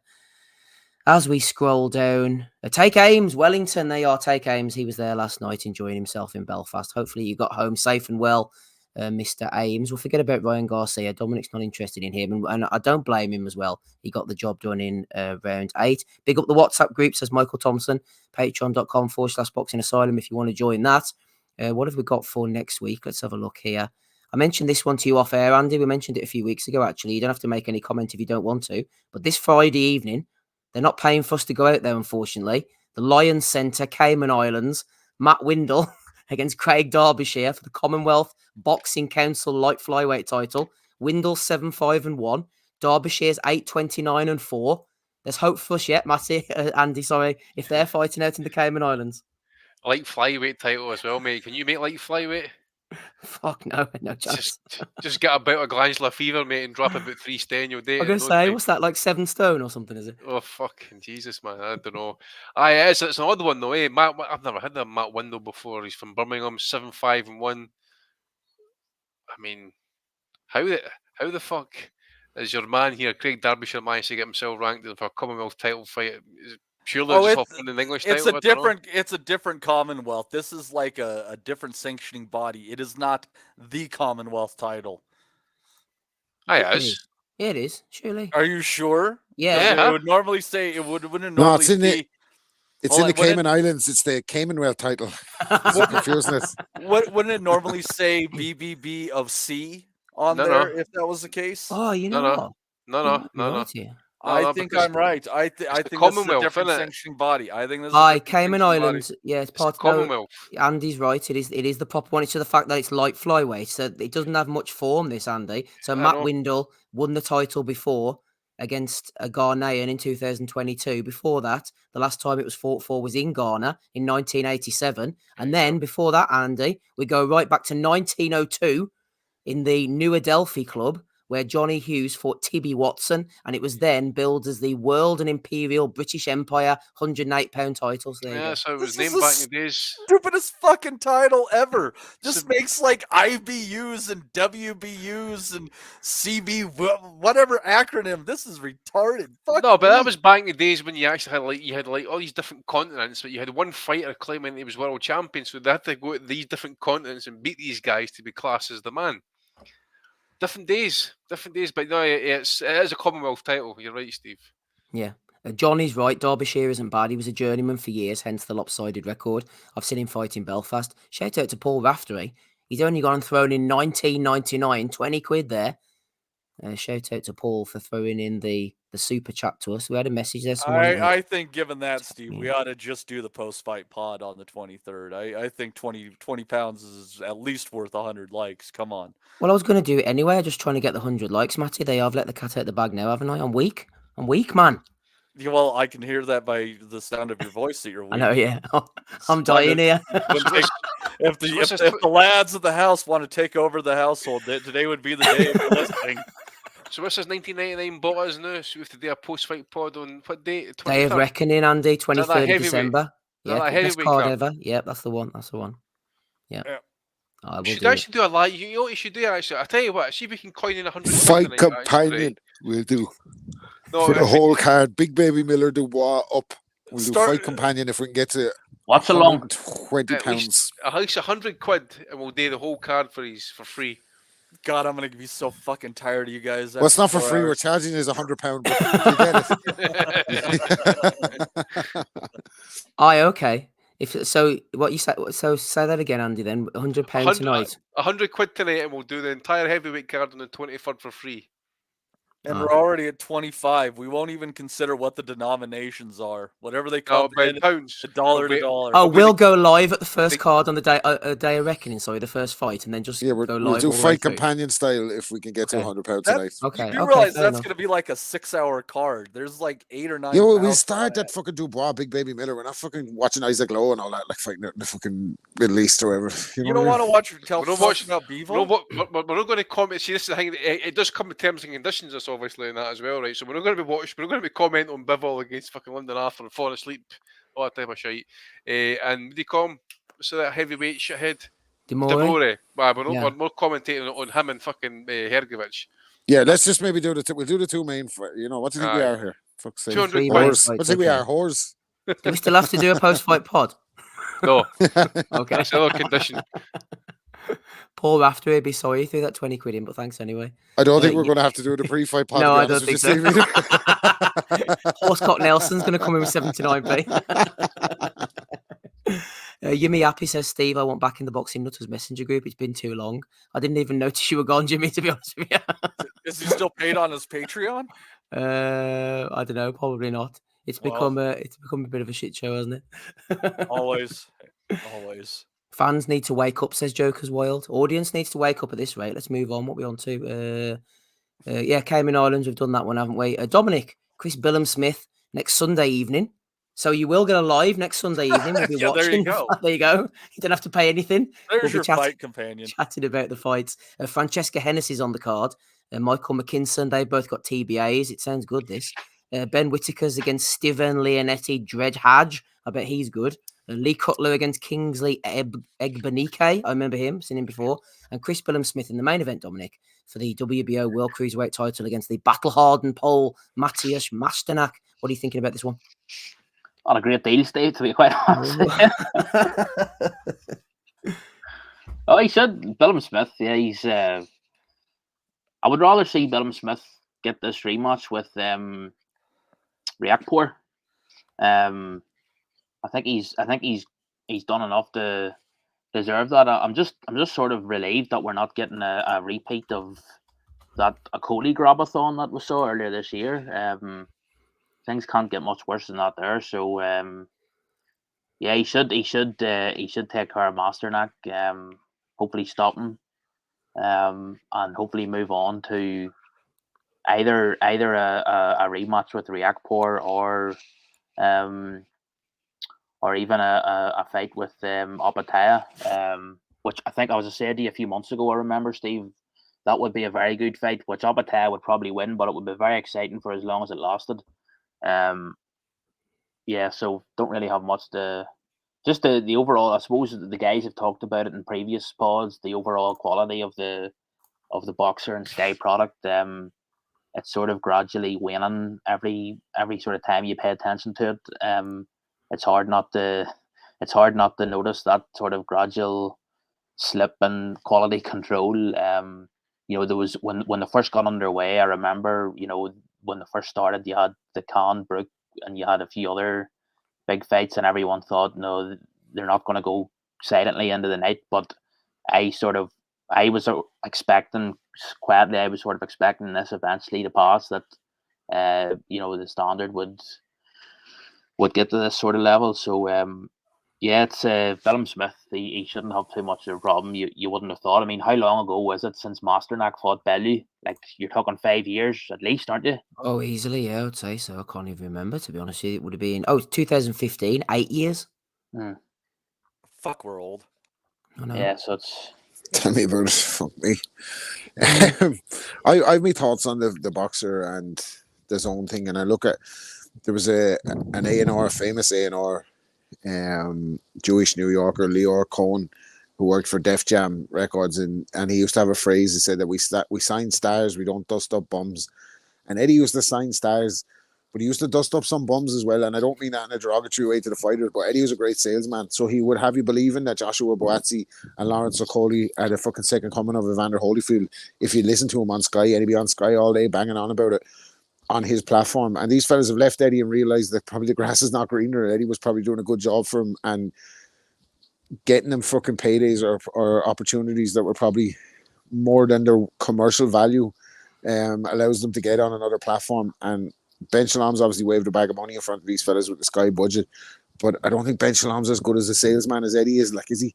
Even Ed, and he doesn't hype the fighters. He doesn't use the platform. He doesn't have these fellas fucking head to head on fucking. Doesn't have them on Soccer Saturday and all fucking. Eddie know how to fucking maneuver fellas and make them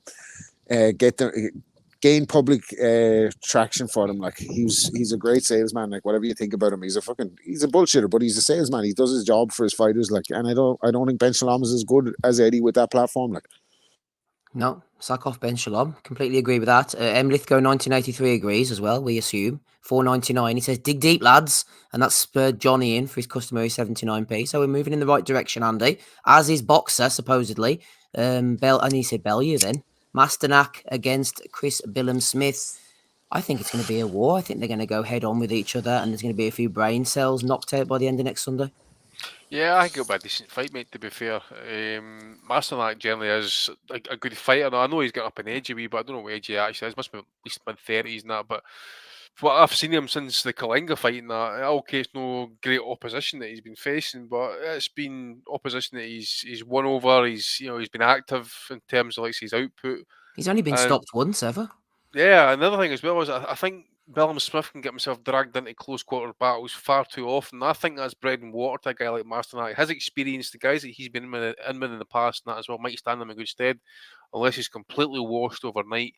I think we might get a decent scrap out of this, to be fair.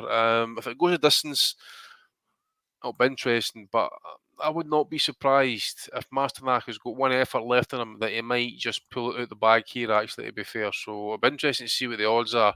So any of you bettors out there, Matty, definitely have a wee look at Masternak and that, because this is, he is, well, was at least anyway. I've not seen him. I don't think he's fought this year, has he? But anyways, he's generally an active output fighter. So if he's able to, if he's still like that, I think if he's got the ambition, it might have been a world title fight as well. Not getting many more of these opportunities kicking around about the doors at his age and that. So it's a big chance for him. So I would not be surprised to see Masternak pull it off here. So you betters get a look at it. I would probably say maybe Masternak on decision, actually. I think he'll be too busy for Billam-Smith. I think we'll see Billam-Smith probably cover up in the pocket while Masternak's trying to pick off the shots. And then he rule out maybe even a stoppage up against the ropes where the referee just steps in because he's taking too much punishment. Interesting, Matty. Thomas Newman as well says Masternak will beat Billam-Smith. I think he can beat down CBS. I think it will be a head-on war, and there is possibly a chance. Masternak's a tough guy. Hasn't fought in over a year, though, Matty. Last he went in against Jason Waitley. I think wasn't he now feed his own pet? Anyway, he's in Australia and he got beaten by Masternak last October. So the inactivity could be the key, because Billam-Smith is active in and out of the ring. We are keeping our videos and pet alive on this pod, by the way. Never. Why, aye, man. Class show, man. Masternak's paying 3-1 right now, so I guess it could be worth get some money on it. But isn't Masternak pushing up towards 40 now? Near 40, yeah. Yeah, but let's be honest. Billam-Smith's got a ceiling. I think he's at it there now, to be fair. That's a pretty high ceiling, though. Masternak's only 36. He's a spring chicken, Matthew. Spring chicken. You were Felix Sturm winning by knockout there last night. He's 44. He could be up a cruiserweight next. Yeah, he knocked out a 39-year-old, though. I don't know here. There's a lot of geezer stuff going on here. I can't...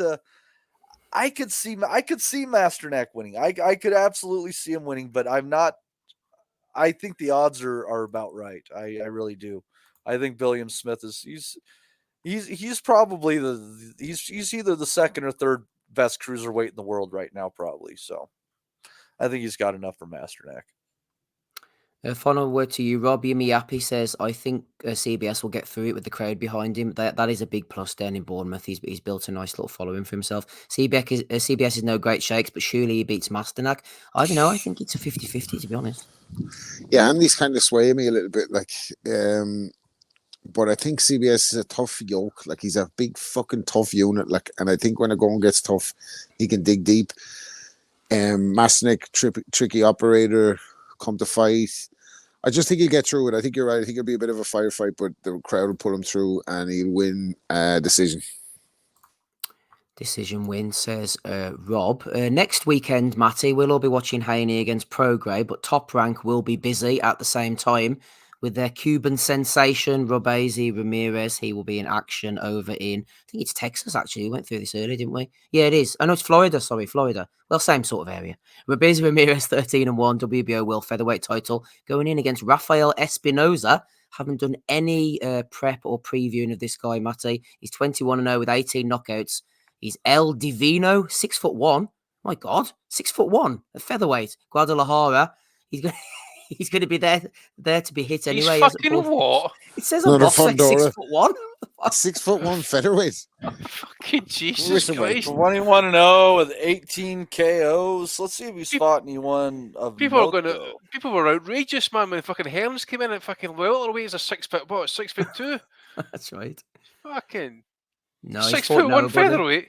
Yeah, he's fought nobody. 5 fights ago, he fought a guy who was 14 and 12. So half of them just fucking jumped out of the ring beforehand. That's why he's fought no one.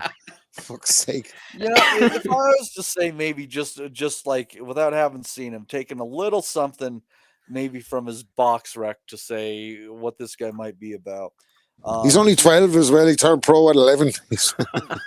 he beat Carlos Ornelas, who has a fairly glossy record. And in his 4 losses, he's been stopped 3 times. And one of those stoppage losses was not to Espinoza. He went the distance with Espinoza.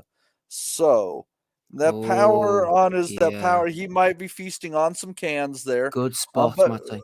Yeah, he might be feasting on some cans there, but a lanky guy like that, he could land the right shot and leverage it against anyone possibly. So there's not a lot of value on Ramirez, but you might be able to get a little bit on his opponent by knockout just as a punt, because you never know what could happen there. Ramirez is a very good fighter, but I think that he might be one of those guys who gets a little cocky at times, and it might catch him at the wrong time. But I would venture to say he probably walks through this one. But as I went through that undercard, there's some interesting fights on that one.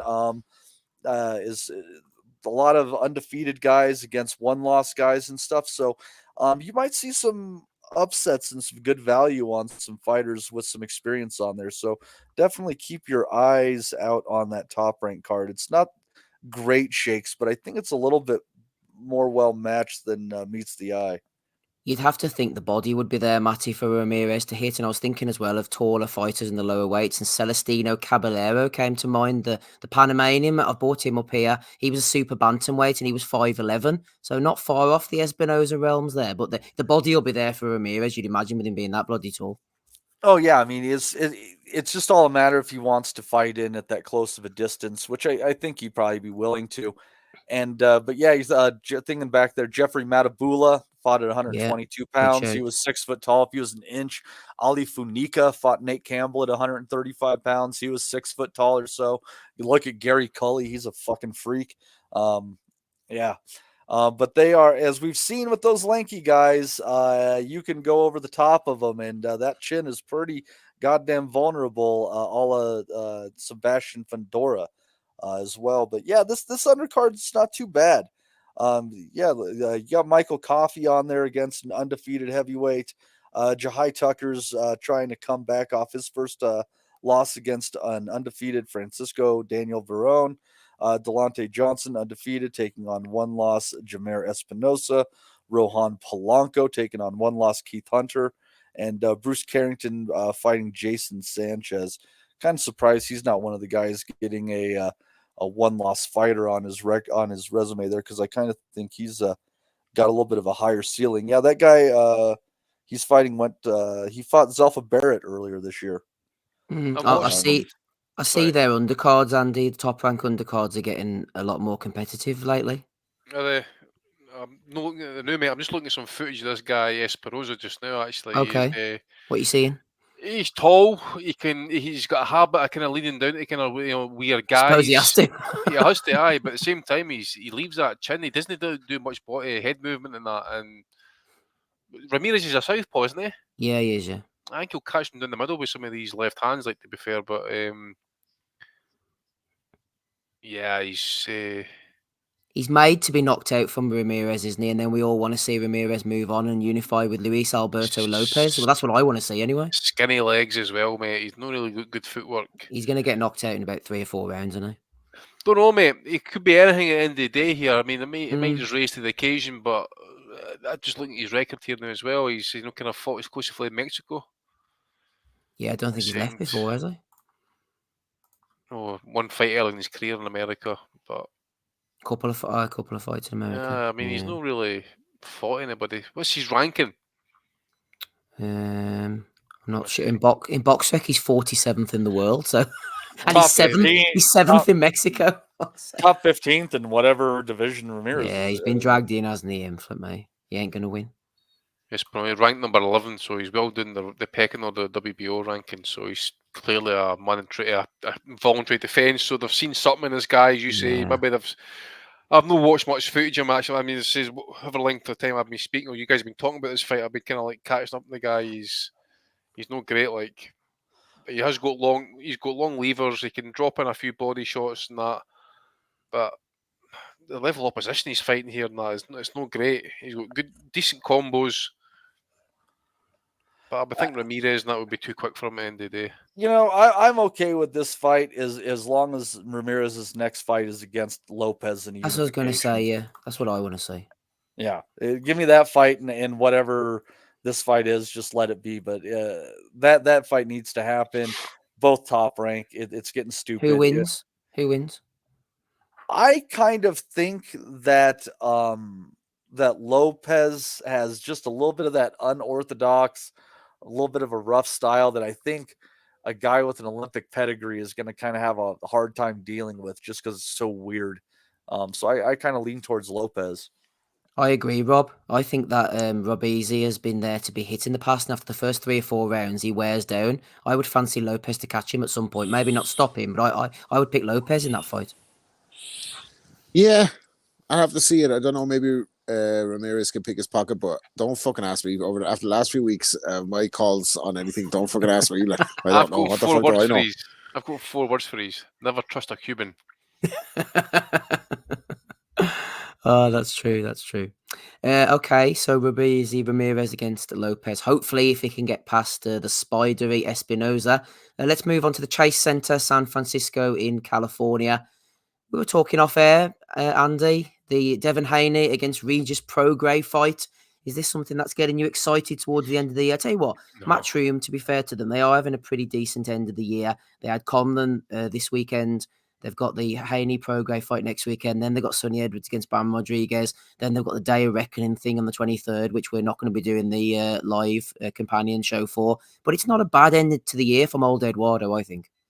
Yeah, well, we'd give him credit, mate, but that's his job at the end of the day, as Roy Keane would say, to put on decent cards and that. So, cheers, Eddie. As for the fight itself, I say to you as well, mate, I'm not really feeling it, to be fair, but I say it's a decent enough fight.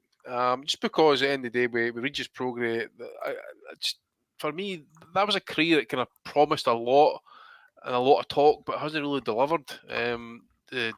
His last fight was a snooze fest.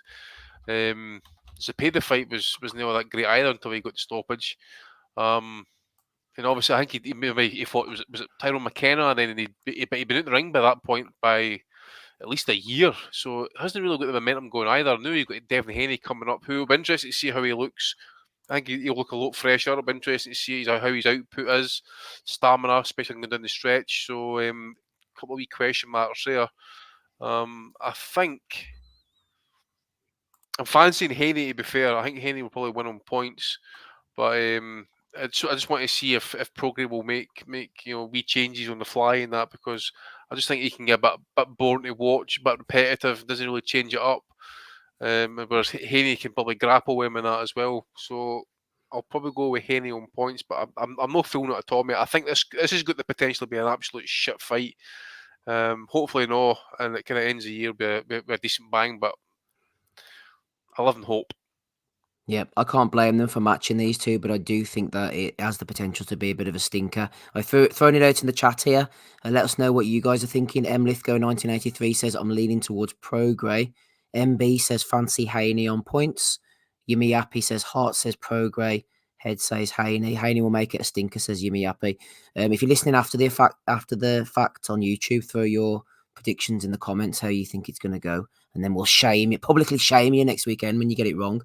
Dominic, no shaming you. We were talking about this fight last night, and we both watched this Roberto Diaz interview, the former Golden Boy matchmaker, and he had he's very close to Jorge Linares, had some interesting takes on it. He said that Haney has a real ability to slow opponents down, maybe make them reluctant to throw. So I would ask you, off the back of that bit of analysis, can Prograis afford, therefore, to step off and try and box with him? Or does he need to say, look, I'm a 140 guy here. I'm going to use my size, my strength, my power, try and make things ugly for you? Because if Diaz is right and Haney manages to lull him, snake charm him, slow the pace down, you got to think Haney's just going to shut him down on points in that case. Yeah, and the thing that sort of came into my head when you were laying that out there was that, if Haney is adept at slowing guys down and getting them to fight at his pace, he may not actually have to exert himself too hard to do that, because Prograis is not, you don't associate Prograis with someone who fights at a sort of very high tempo, high octane, output of punches. He's more of he's quite selective with his shots. So it's interesting from that perspective. Haney's ability to do that may not be called upon to the extent that it has done in previous fights. But I wouldn't. I can't really disagree with what Andy said. I would back Haney on points. I think also what you have to bear in mind here is what the guys have discussed before after Prograis' last fight is his age. I think is he 35? If he's not 35, he's not far off it. He's 34, so he's not far off it. 34. He's been in some tough fights. The Taylor fight was a very tough fight. So yeah, I would think Haney. I can't see a stoppage. I can see Haney winning a 7-5 or 8-4 decision.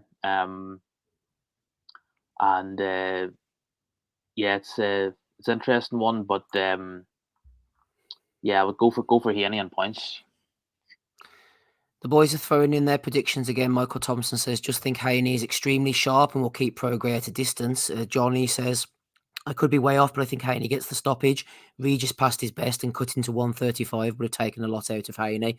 In his last fight, Prograis didn't look great against the tall, languid figure of Danielito Zorrilla. I think Prograis, to be fair, is a guy who fights up or down to the level of opposition. And if you can't get up for a Haney fight, then what can you get up for? Which leads me to believe that Zorrilla, he maybe overlooked him or felt the nerves or didn't feel he was the threat that he turned out to be.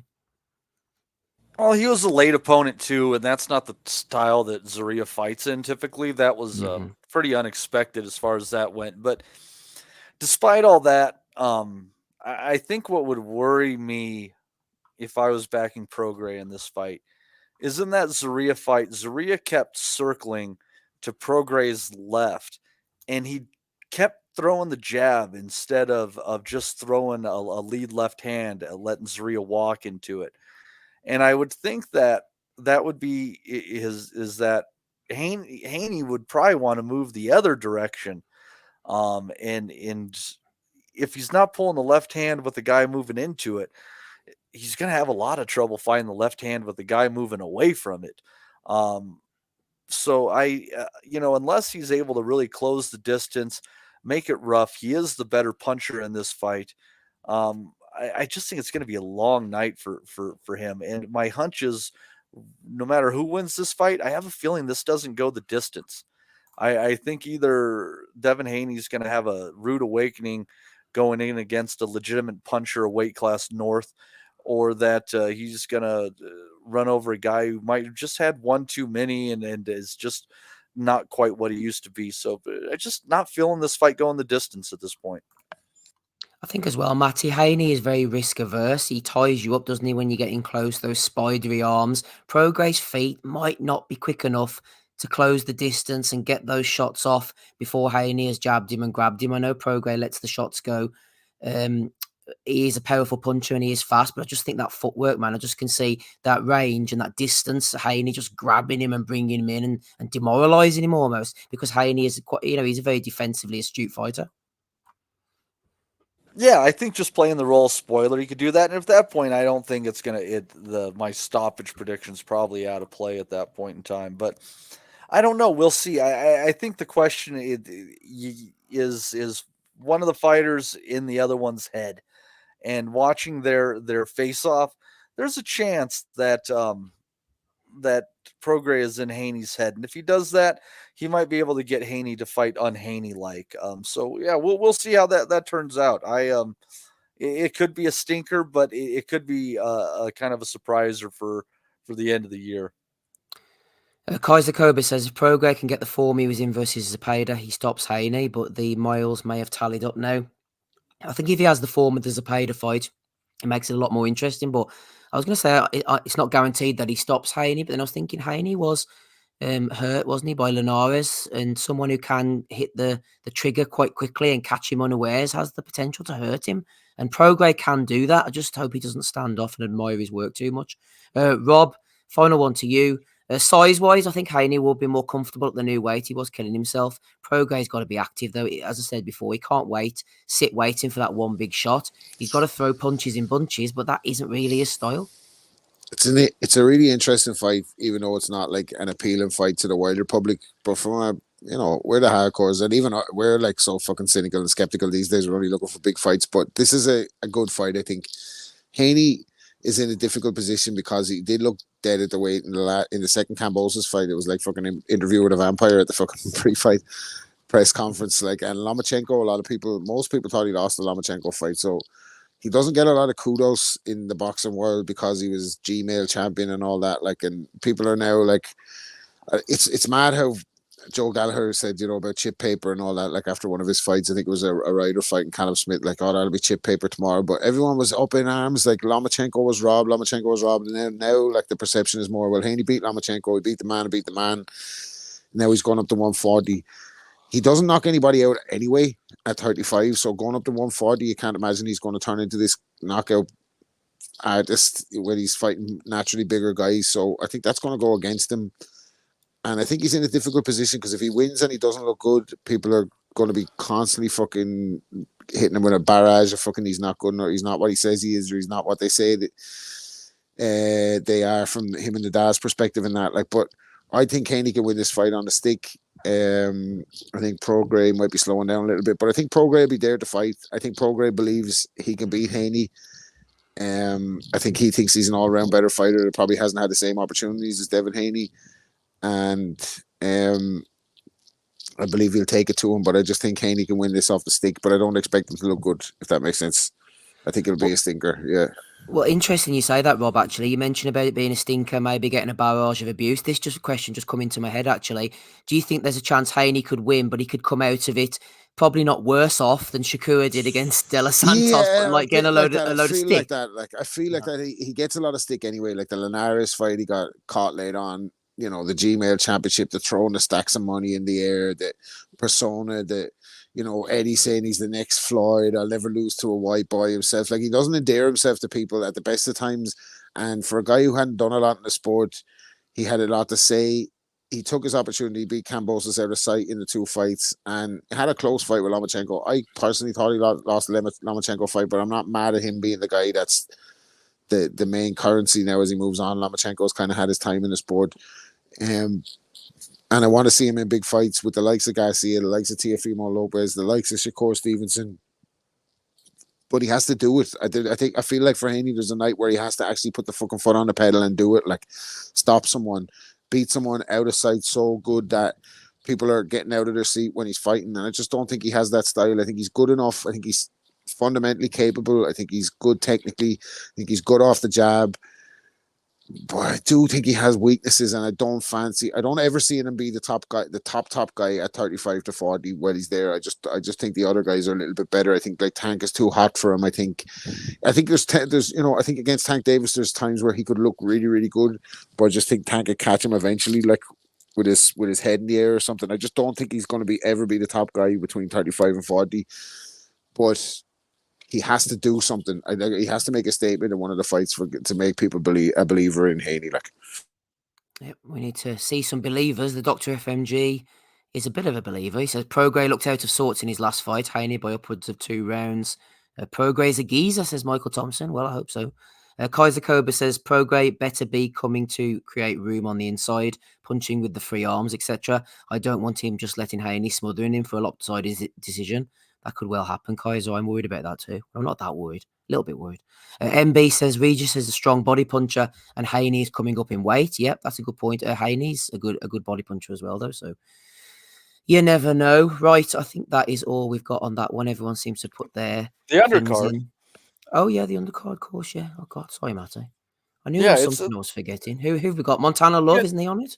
Yeah, not the greatest undercard ever, but Liam Perro Montana Love is an interesting fight. Montana Love in with another Australian puncher, so that'll be an interesting one. I think Perro's probably got to be favored in that one. Andy Cruz taking on Giovanni Straffon, who I feel is a late notice replacement because I thought he was supposed to fight somebody else on there, Tenahara or something like that. Yeah. But Straffon, decent for a late notice replacement, definitely doesn't have an amateur style, so he could probably confuse Cruz or give him some weird moments in there. But you got to think of Maxie Hughes box circles around Straffon that Andy Cruz should probably be able to do similarly. And then also you have Ebony Bridges on there, also against late replacement Mio Yoshida, who was active only a month ago in a losing effort. So no great one's fight on that one, but I think Andy Cruz, we're all curious about him. Only a second professional fight, Olympic gold medalist, great fighter in the amateurs. And the Perro Love fight, I think definitely could be an entertaining fight, and potentially a coin flip as far as the winner. Just sliding into chicks with dig territory briefly, Matty. Not Bridges against Yoshida, not interested in that. But the new Vivian Obanoff, 3-0 Brazilian Beatriz Ferreira, aka the Beast. The Beast. I'm already on board. Could have a future. She's going in against Destiny 2 Sweet Jones. So there you go. Could be a good one. You never know. That could be another exciting fight. It could still the night. Anything is possible. Destiny has the young fella turning up ringside, don't she? Destiny's Child.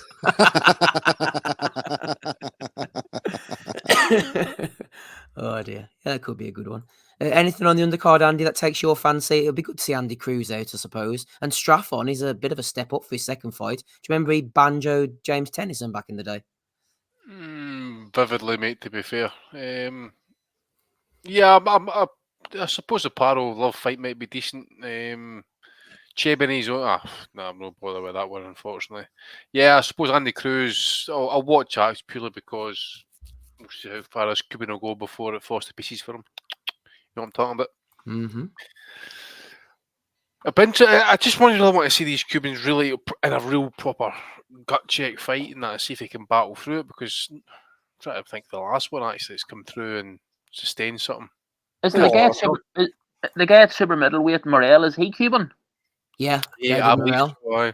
Yeah, he's a problem for anyone. He's brilliant, I think. Well, like Andy said, like he is. I agree that he's a problem, but you want to see him. You want to see someone put up a bit of stubborn resistance to see what they're going to be like in the face of. Yeah, adversity. I suppose Bossanuli did to a point, but he was just like a punch bag at the end, wasn't he? Yeah, but I do like a look of him. Like, I think I'd like to see him against Plant. I think that's a fair fight. Yeah, that's a good fight actually. Or what about Demetrius Andrade? Maybe. No, I think Andrade's going back down to 160 if he keeps fighting. I think he'll pack it in, to be honest. Hope so. From your lips to God's ears. You never know. What did you think, Dominic, of that Benavidez Andrade fight last week? Thought Benavidez very impressive. Very impressive. Dominic, do your Andrade doing DMX impression. That's one. I've never even tried that one. Never even tried that one. You go ahead, Rob. You go ahead and fire away with that one. He was trying Henry Kissinger impressions last night. Do you want to hear Henry Kissinger? Absolutely. My brother-in-law was singing my praises earlier. Well, we're out for dinner, Rob, and he says, "You should order your dessert in Henry Kissinger's Basso Profundo." So here it goes. He goes, the fundamentals. Hold on. I need to. It's all difficult whenever you're put on the spot, isn't it? That's the flipping. Where's Ahmed? Get him back on. We need people who can perform and drop an act here. It looks a lot easier than it is, this fucking box. Get them super chats in the fucking. This is not fucking amateur hour here, you know. It's called it's called fucking on demand as well, man. So fucking come on. Someone put that once, Rob, ages ago in the reviews. He says, "Oh, it's not bad that podcast for something that's just thrown together." Cheeky cunts. Sorry, Dominic. Go ahead. He was always exasperated, Kissinger, that whenever he wanted to phone someone in Europe, you know, he knew when he wanted to phone Moscow or phone Beijing, he had a number. He knew who to call. It was very simple, very straightforward. But because of Europe, there was all these different countries. You know, there was no one center that he could call. He got very exasperated, and he sort of turned around to one of his aides one day and he says, "Who do I call when I want to call Europe? Who do I call when I want to call Europe?" That was a brilliant Bob Aaron, man. I fucking love that, man. She's not Darth Vader. I think that's how every Cambodian hears Henry Kissinger's voice in their mind. There you are. Didn't expect us to go there tonight, but Danny Young says I need to get on and do my Zippy and George. Wait,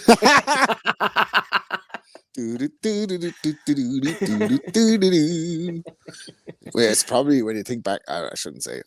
They're probably all Right, Good catch, Rob. Good catch. Let's get on to the Bellew of the week. Have I missed anything else, money, like going around that big suit all day.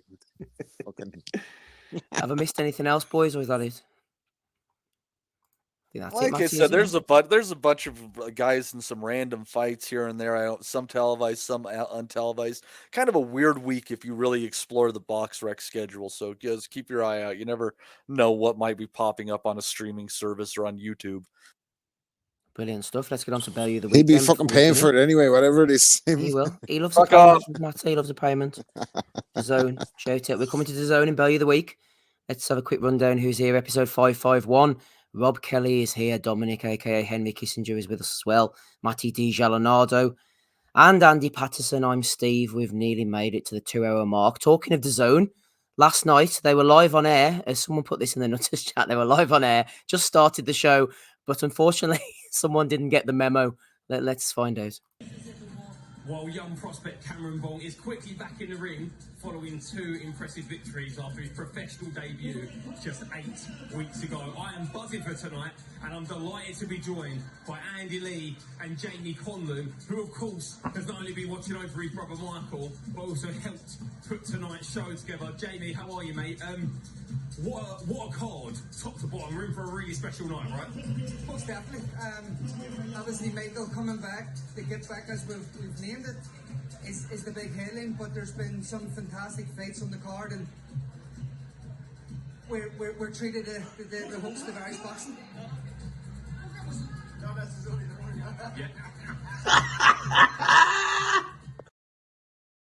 Fucking amateur hour, by the way. Honestly, what a cluster. Someone should sue them. That's what you're paying for, Matty. We'll get copyrighted for that now, by the way. Probably. That was like herding cats. You bastards, the zone are going to send us to the river. Fuck me. I'll have to trim that one out. That was funny though, wasn't it? You're a man as well. He's dead serious as well when he's standing on the fucking spot, will you? Can you imagine it, eh? Well, we need to send someone out there to fucking sort that out. We'll send out all Arthur there with the arthritis. Here, Arthur, you get that fucking sorted out, you old bastard. We're going to smelling a piss as well. Oh, poor Arthur. Anyway, moving on over to Tim Go out BOXXER. and push some pro boxers around there, old man. Holy shit! There's context to this one, first of all, and here we are.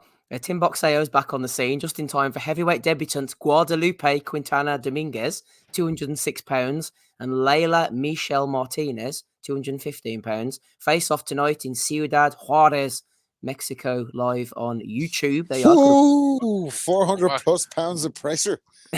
As I said to Dominic Bagsby and the referee. Well, Martinez scored a second round stoppage win over Guadalupe when the corner of Dominguez throws in the towel in their heavyweight bout. So there you are. Two athletes in the prime of their lives, says Billy Boxing. Throws in two towels. The beach towel. Can on, the you girls. Imagine, man. This pic from the back, it just kind of looks like Antonio Margarito let himself go. And Antonio Margarito wrapped the hands of the one that won. There was footage, but I wasn't able to cut it, unfortunately. Oh, but it send was. it on. Yeah. How hard are you going to have a cheeky Masternak later, Rob? It's on Chicks with Digs, Chicks with Digs, Chicas with Digas. hosted by Maddie and Tim Boxxero. That would have been that would have sounded so much better than Razor Ramon's voice there by Chica. I'm a success. AP Chica. says this is what Nathan Gorman called ranking material. Nathan Gorman was taping your one shorts up. He was. Oh my gosh, that's funny. Oh dear. I just seen somebody's comment there in the chat there about Crawford's wife. She'd smash you two of them up in 5 days. Both on the same night, man. Get stuck into them. But me, that's crazy. Anyway, talking to Gorman, we brought him up earlier. There he was. You saw this one, Andy, as well, didn't you? After the 6th round, the referee was fed up pulling up his shorts, so the corner man got the gaffer tape out. It's in memory of the late great Oliver Smith. It's a fucking disgrace. That was a fucking disgrace. Jesus Christ. Dear. He was running around with sellotape all around his shorts and his waistline, man. It was bizarre. It was funny. See when the decision came into it was like one of these situations. Well, I tried my best. I took part. It's not the winning, it's to take part. This what counts. Fuck off, man. Get the fuck out of here. Your shorts wouldn't even stay up, man. See what I'm saying about this guy, right? Like, I look at fellas like that went to the gym and all right. I could not throw a punch to save their lives, but they went to the gym every day and they just could, like, they would have loved to be a fighter, but they just couldn't be a fighter. And this fella can be a fighter and he can't even get his shorts to fucking stay up without gaffer tape being fucking brought into the equation after round 6. Give me a fucking break, man, will you? Like, just talk about wasted talent. Like, I know Dubois fucking beat him in that fucking, but that was, a lot of people thought that was a 50-50 fight, and Dubois has gone on to fucking run Usyk close, and this fella's having fucking silver tape holding up his shorts on Channel 5. Wasserman Channel 5 show. Fucking hell. Fine margins. Go to the gym, man, will you? Fucking do yourself a favor. Fuck's sake. Could have won that fight, like, fuck's sake. They wanted you to win that. All you had to do was train, man. They fucking set it up for you to win. Jesus. Anyway. Yeah. I really wish Oz was back for this, like, to be honest with you. I want Oz's opinion on the fucking tape holding up his shorts. Come on, Ozzy, come back with the John Fisher content. And maybe the People's Boxing Championship Boxing. We are. There's Don with his card. Is this what Don King flyers are reduced? That's what he was, yeah. Fuck's sake. Well, he's still putting on stat cards in fairness to him. Wiggins versus Howard. This is a Wiggins is real. Look, it says plus 2 more title fights, Rob. Oh, well, that's good. Fucking Casino Miami. I'd say it'd be a good time, to be honest with you. Mm-hmm. A lot of Cubanos in supporting Perez in Miami. I think that's a good Saturday night out, to be honest with you. Better than Buglioni on a Saturday night, that one. He's big pals with Trump, isn't he, Don King? Don is, yeah, absolutely. He's big buddy. You see, if Trump gets if Trump gets re-elected, you'll have the Don as your flipping ambassador to the UN or something, waving his wee flags. I don't know if Trump gets to the next election without going to jail, or that Don King makes it without dying. Well, if he needs advice, if he needs advice about avoiding the pen, there's no better man to go to than the Don. Yeah, true enough. Talking of the titles there, Dominic, we've got the NABA welterweight title, the vacant international lightweight title, and the Continental USA middleweight title. Now, you might have noticed at the Belfast show last night, I think it was a Jarko, was it, or Macomb were fighting for the WBA Continental Europe title. So that sounds like a good one. That sounds like a Bricktop special, that does. Continental Europe. But hold on, you guys are on an island, and you said you didn't want to be part of Europe. How does that work? Say that again, Marty. Said they're on an island, and they didn't want to be part of Europe. So how does that work? What you mean in the referendum? Yeah, like shouldn't you be disqualified from all that? Shouldn't I don't know. Well, I think in all seriousness, I think the boxing, the sort of sporting bodies are run by a different. You're still part of the European, commissioning. Yeah, you're not going to let politics get in the way of a payday, are you? For fuck's sake, man. Come on, to pay cast title. Well, they realized if they didn't have fucking immigrants, they wouldn't have a fucking product. Back to the WBO global title. Come on, Matty, you're taking us off track here. Yeah, did you see that? Anyhow. That was just on those titles. I think it was announced there during the week that the WBA are following the WBC's bridgerweight thing by creating like a super cruiserweight division. Yep. I think I had that on here somewhere. Let me see. Yeah, but different weights, and they're not even calling it fucking bridgerweight. They can't even agree super to cruiserweight. Like, yeah, fucking stupid. Super cruiserweight. Exactly what boxing needs. I know. I thought I had that one cut, but I didn't. But you boys are throwing it in anyway, so we'll move on. Michael Benson was tweeting out. I usually try to cut him out, but he's here. He says Gervonta Davis now looks set to become the WBA lightweight world champion and a legitimate two-weight world champion, as he will likely be upgraded from WBA regular belt holder after Devin Haney vacated all of his lightweight world titles. Gervonta Davis quote tweeted, "I don't want that shit."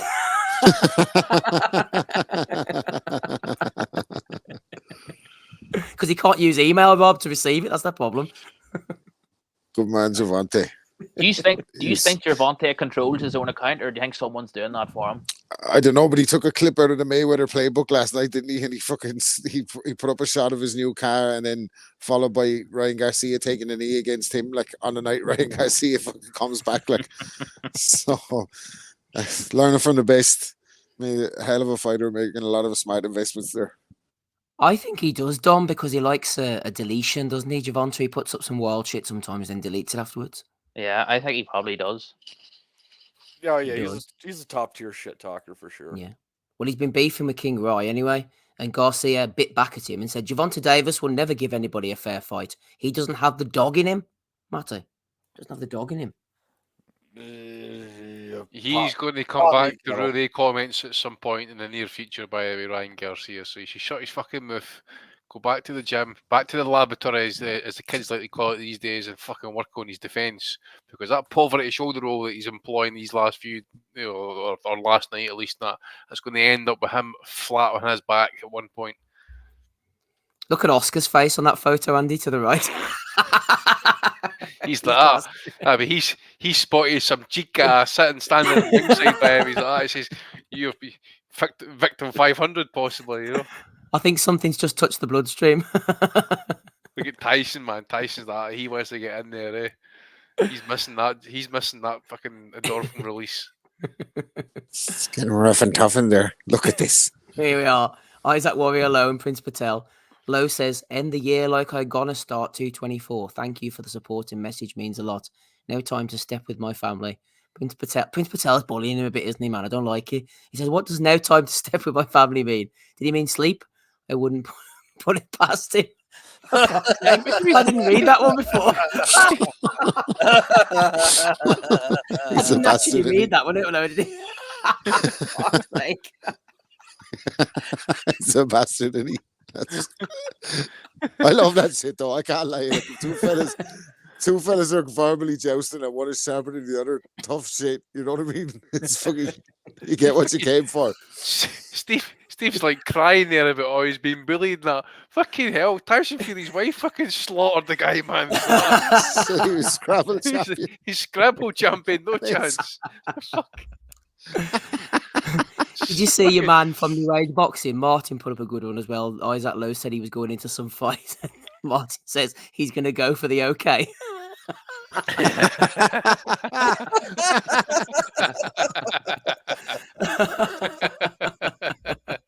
Oh, there's some nasty bastards out there, man. Isaac, we support you. Oscar De La Hoya, excuse me, tweeted out during the week. I have to say that I'm really concerned about Ryan Garcia's state of mind, considering his history of mental instability, which he's documented himself. His current erratic behaviour shows he's clearly not focused on Saturday's fight. You won't take my calls, Ryan. I hope you're okay. That was deleted soon after, wasn't it? In fairness, right? Me now, I wouldn't even take Oscar De La Hoya's calls now, and like. I'm nobody. Do you know? Not a chance. If I had Oscar's number, right, and he rang, ask Dominic, right? He could barely get me on WhatsApp. If Oscar fucking rang me, like, right, no chance. I'd be like, no, sorry, man. I'd take it maybe the first time. You fucking liar. I'd take it the first time, but I wouldn't fucking like. You take it the first time. You take it the first time just to get to know him, and I'd be like, no, fuck it, Oscar, man, stop, man. Because what time in the morning would Oscar be ringing you, really? You know what I mean? Well, to be fair... Ryan, you won't take these 2 a.m. calls that I make it to you. Rob, to be fair, those 2 a.m. calls will be coming into you at about 10 in the morning, so that seems reasonable. Yeah, West Coast time. Give Oscar a chance, man. I'm not up at 10 in the morning. What's wrong, with you? I'm a slave. We were talking earlier about Robeisy Ramirez possibly fighting Luis Alberto Lopez. An old Gad, fresh from Kingston, Jamaica, has a pronunciation of his own. Here's the Gad. Obviously, Luis Alberto Lopez. Oh, see these guys, man. I tell you what. She really kind of fucks me off, right? It's not their fault, but see when you get foreign speakers on English-speaking television. So, like, take that dickhead that does the Spanish football, for example. What's his name? Balogun, or whatever his fucking name is. Oh, Balagay. So he actually like overpronounces, like, and you get that dickhead that does the German football. He's the same fucking way, right? He speaks like a native. It does my fucking nothing. He's no Spanish. He's fucking English. Just speak properly. Luis Alberto. Imagine Luis Alberto Ramirez. I'm like, so fucking. Imagine him pronouncing like a German name or like a whatever language you want to think of. Nelst. Steve McLaren when he was in Amsterdam for 6 weeks. He's like, yes. All we need to do is Joey Barton fucking French English. French fucking. No, I'm telling you. Give me Luis Alberto Lopez fighting somebody in Jamaica with the dad on comms. Fighting Conlan Lang.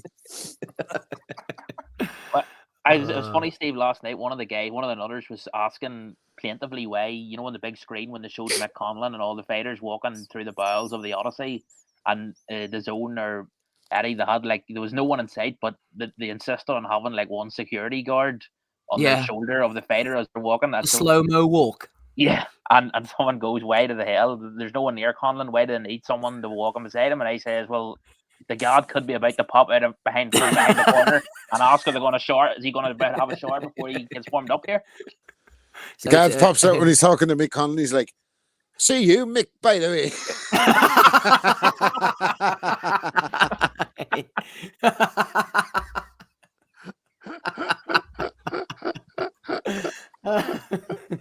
He'd be like Brendan Behan or something.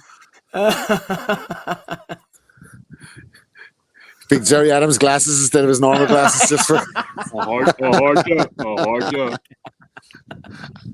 Oh, he's got to do that, hasn't he, the guard, man? That'd be class.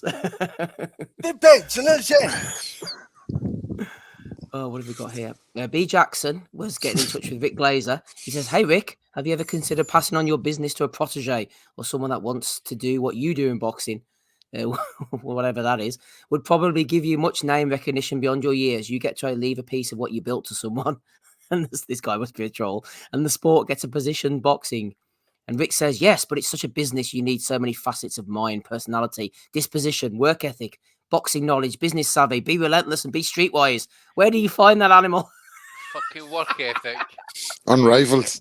Fucking grifting arsehole, man. Fucking work ethic, my arse. Oh dear. Good old Rick. What else have we got here? There he is, looking happy as always, old Smigger. He's talking about Callum's chances against Artur Beterbiev. He says they have 3 belts and be sitting there in a very, very good position. Paul discusses his brother Callum Smith's upcoming fight against Artur Beterbiev. The T-boy jumps in and says, cover up for 12 rounds and take a points loss like the Canelo fight. Oh, Andy, that's a bit of a low blow, isn't it? He dared to be great. He set the blueprint of how to beat Canelo. Oh, mate, I remember Bellew coming out saying it was going to be the hardest fight and all that. And Callum was... The truth of the matter was, I think he only trained 8 weeks and it was to make weight, basically, or something along those lines. And they fucking bigged up his chances and they gave him all the chance of the day. And what did they do? Nothing. Absolutely nothing. And Paul, every time you see Paul, that's how he looks. It's like he fucking finds it really hard to smile for some reason. Blocked by Smigger, Dominic. Sorry, Steve? You've been blocked by Smigger, I hear. Oh, long time ago. I think I got you blocked as well one time. That's right, you did, yeah. Sorry about that, Steve. No, your life's never been the same again. But no. He's rocking the Forged Air Stout t-shirt there. You know, he's a lovely fella, Sal Smigger, the real gone kid. I'm not blocked by anyone, only Steve Kim. He's the only one that blocked me, the fucking prick. No, the racist. He was going on about people having agendas, and then I said something about fucking you have some neck talking about agendas, and he fucking blocked me, and then he went at me after he blocked me. The fucker, I couldn't even respond to it. He was calling me Vanilla Ice and all kinds of little shit. I love to run into Steve Kim, man. Oh my god, that was before you could even tell him about Agenda 21. Son of a bitch. Exactly. Don't get me started. See the best. Oh, listen. Off air, I've gone down another rabbit hole. I won't even get into it here because we'll all be fucking bombed off the fucking platform. Fucking Interpol.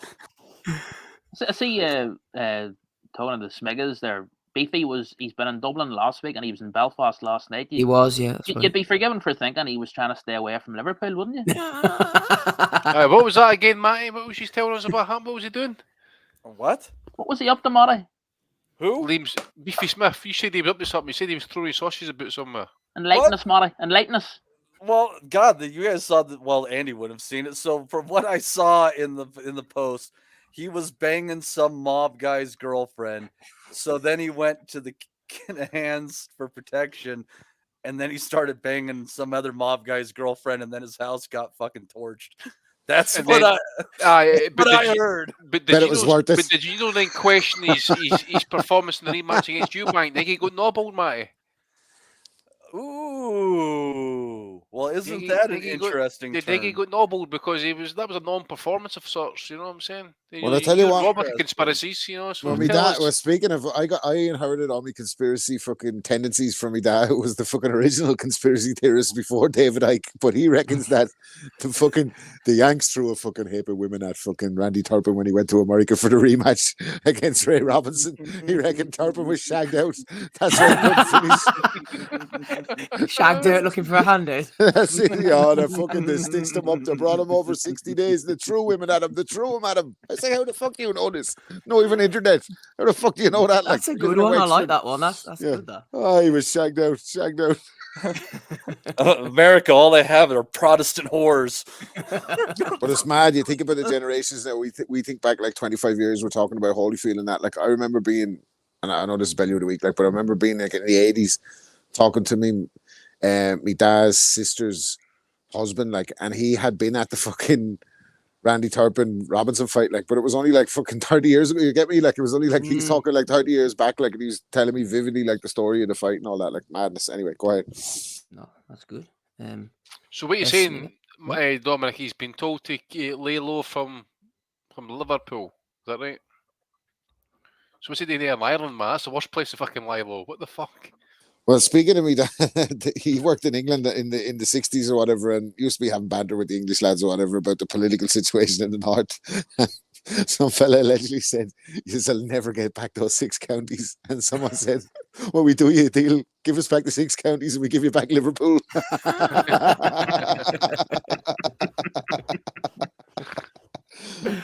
Oh dear. Right. Last one. So Liza. 27. Hey, what's Ian saying there, Steve? Oh, I don't know what his aim's saying.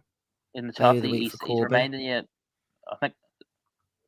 Oh yes, the big fella.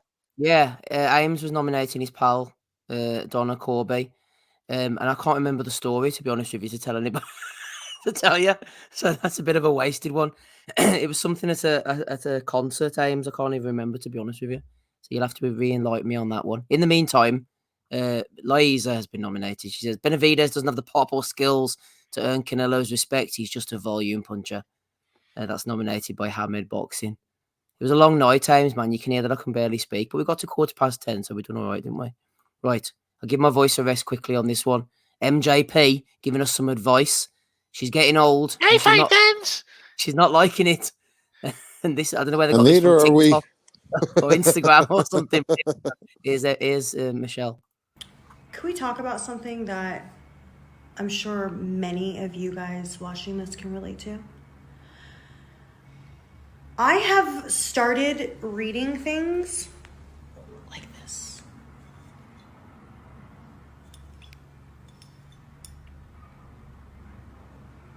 I have always had great vision, but only until the last maybe 4 or 5 months.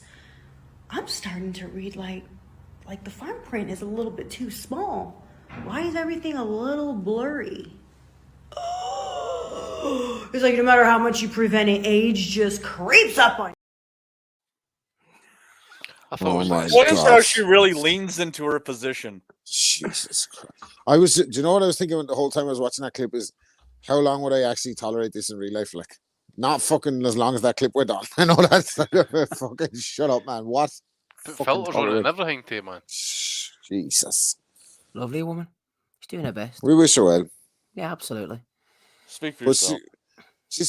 What's she saying? What she's saying is really profound. Like what you're, you know what I mean? Your eyesight gets worse as you get older. Well, what age are you? You're like 40 something. Like fucking, what did you think was going to happen? Fuck's sake.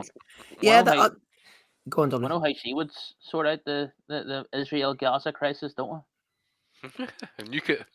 Hey, I just want to nominate some of the guys in the chat for Bellew the week for saying that basically that they wouldn't hit that. What the fuck is wrong with you?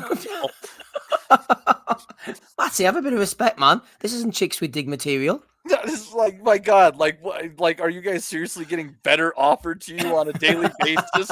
You walk into the pub and the hottest chick there ends up leaving with you? No, you drink a couple of vodkas and you go home with some random fucking skank that's just maybe a 6 on her best day when she has 2 hours to prep. You know, speak for yourself. Fucking All them filters, man. Your woman probably looks like Jimmy Corkhill in real life.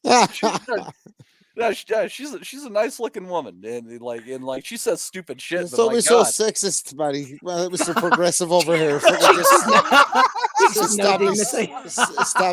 Established boxing journalists are treating her like a piece of meat. Fucking headache. Oh, what a world we live in, Rob. What a world we live in. Chicks with no dignity, says the Dr. FMG. Which is a better podcast, by the way. yeah, you'd be willing to co-host that one with me, wouldn't you, Rob? Might have some insights. Right. Excuse me. That's all the ones that I've got. Andy, what have you got for us? I'm just thinking that the show would basically be like calling people, and whoever answered is clearly someone without dignity. Like if they're taking our calls, well, you qualify. I'm sure. Go on, Andy. What you got? Just a couple for me. The Kaj Soha, I think he's head of sports or something like that at Channel 5. He tweeted out Nathan Gorman back in action, Channel 5 tonight, 10 p.m. And Tyson might turn up as well too. Please share to help support live and free boxing. I tell you what, mate, keep hitting that shite on. There'll be no fucking free boxing for you, I can guarantee you. There'll be no job for you either, mate. You're booting your arse, Skid Row. Absolute shambles, man, that fucking card Friday night. What else we got here? That Ryan Rizicki against Duradolo fight was £20 pay-per-view. Sorry, $20 pay-per-view. 20 That's Canadian dollars, that is actually. Yeah. For 2 minutes of action, Andy? I don't know how much that is in real money, to be fair. One for O'Hara Davis for visa issues. One for Eddie Hearn. There was a great caption actually with Eddie on IFL's Twitter account. He looks like he's a washed out man. Like he just looks jaded. Sums him up right now, and that the whole thing's gone to fucking pot. So one for the old Edward, and I'll finish off with this one. Tony Bellew on having a wee kind of like round the campfire chat, bigging up his performance against our man Sasa Usyk.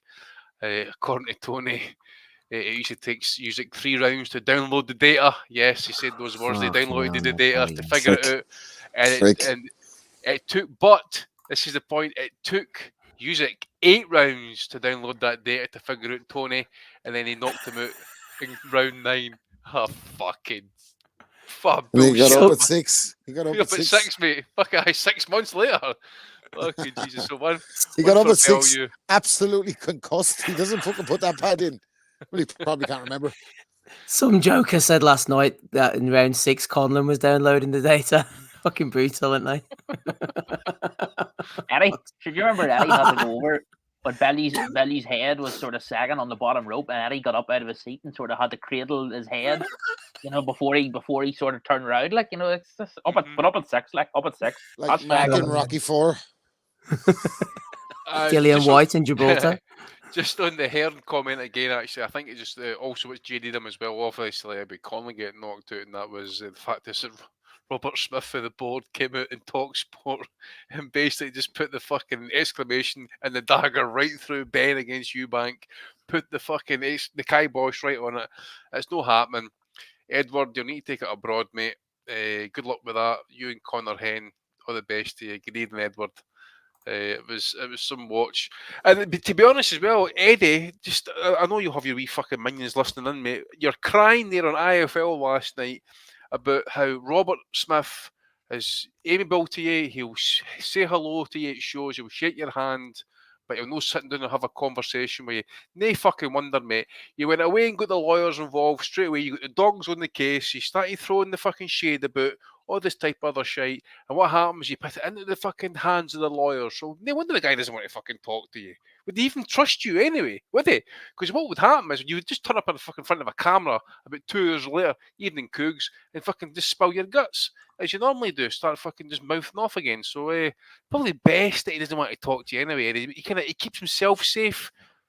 But he didn't want Eddie fucking mouth off the background about all this legal stuff and that as well. So bad week for Eduardo. Bad week for Eduardo, Matty. Good week for you. Any Bellew of the weeks? Yeah, I think I'll have to pull one from the Boxing Nutters Messenger group. And stay with me here because it starts off on a very, very bad note. There was a rape in Brighton, and unfortunately, Eubank is under investigation as being the perpetrator of that rape, which is terrible. Rape is wrong. And at which point somebody said, aren't there a bunch of gays in Brighton too? At which point Ricky Graville said, yeah, probably have to bring my own pint glass if I go down that way. So I got to give a Bellew of the week to Ricky Graville for thinking if he went to Brighton, he might be a rape victim. I just wondering if maybe Billy Joe Saunders asking about the gay comments, What happens in the Nutters chat? Fuck's sake. Ends up over here. Sorry, that was... You want to keep a secret? Don't fucking tell Maddie anyway. Fuck's sake, man. Johnny Tight Lips over here. Dale, can you block me? Danny Young saying Bellew held up at 9 by 4 people. Do you remember the post-fight interview, by the way, when Tony's getting interviewed? He's like, Alexander. Oh yeah, he was like totally fucking concussed. And I'm like, Alexander. Fucking Jesus. Any more, Masley? No, actually, no. Dominic, any from you? No, my one was going to be what Andy mentioned about Robert Smith and Eddie and just all that there stuff. Eddie saying that he sort of seems to forget that there's a process that everyone who's failed the test has to go through. These things don't get resolved by having a wee sort of fireside chat with Robert Smith when you can sort of try and put pressure on him in private. It's ridiculous. But can you imagine that what would actually say about that if Eddie and Robert Smith will have a quiet chin wag? Where's the fuck? You know what I'm saying? Yeah. What's the word I'm looking for? Actually, where's the transparency there? Exactly. Can you imagine the fucking some of these people, these fucking minions talking about it? Oh, what's the day in having a private conversation? That's suspect as fuck. And I would say it was suspect as fuck as well, especially all the legal shenanigans going on in the background. See, this is this type of shit that Eddie likes to do, and that throw out these wee fucking comments and try and make it look like he's amiable to a wee chat to get this resolved. That just shows you it's a desperate move. It's like the time, for example, when Ben got caught with the B sample or whoever it was, and it came back. He said, but ultimately, the sample would be tested by a specialist. Wait a minute, the sample that came back positive was tested by a specialist. So these fucking wee things that he throws out there, and that just the fucking misdirection. It's coming back to roost now, actually, because you can actually see it. He's actually getting jaded to fuck. So I'm going for Eddie this week. Yeah, well, seemingly so. Rob, what about you? What you got?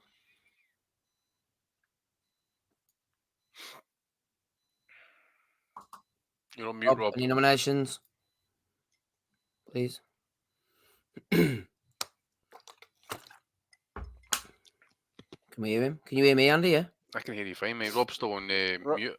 Rob, hurry up! I'm trying to watch fishing on television. Yeah, I need a piss. That's all right. Rob's maybe been abducted by aliens. We'll go through these quickly. So we had the DAZN shenanigans at the beginning. We had Gad's pronunciation. We had MJP complaining about her age. We had the two fine athletes. We wish them well. This is an athlete as well on Channel 5. He might turn up on a Don King show if he's lucky. Javonte Davis going in on the WBA. King Roy fires back. Prince Patel and Isaac Lowe going back and forward. Oscar De La Hoya is worried about Garcia. Rick Glazer is letting us all know what he does in boxing, sort of. We've got Schmiger there looking all happy with himself, and Benavidez, and all the other nominations as well. Andy, are you dead set on Eduardo this week? Yeah, mate, I think it's been an awful week. As I say, he's just typical Edward. Doesn't know when to keep his mouth shut, loves to run it, and then when it comes home to roost sometimes, it's always good to see him get served with some receipts. So, yeah, go for Eddie. Okay. Dale says, Matty, you should adopt the no wearing policy. And wearing what? Like Porky, if you want to go past 10k subs. We don't want to go past 10k subs. That's when they start watching you, Matty, isn't that right? I think they're always watching us, Steve. No one's watching us, that's the problem. I think there's only 12,000 in the chat. Sons of bitches. And then Rob won't even answer us. No, exactly. He's had enough. He's put the phone down. I'm here. What's the crack? Baby of the week. Baby of the week nominations. Oh, no, I don't have any. No, I don't have any. None for me. I'm pulling Aussie this week. None for me this week. Nothing from us. Who are you going for then, Rob?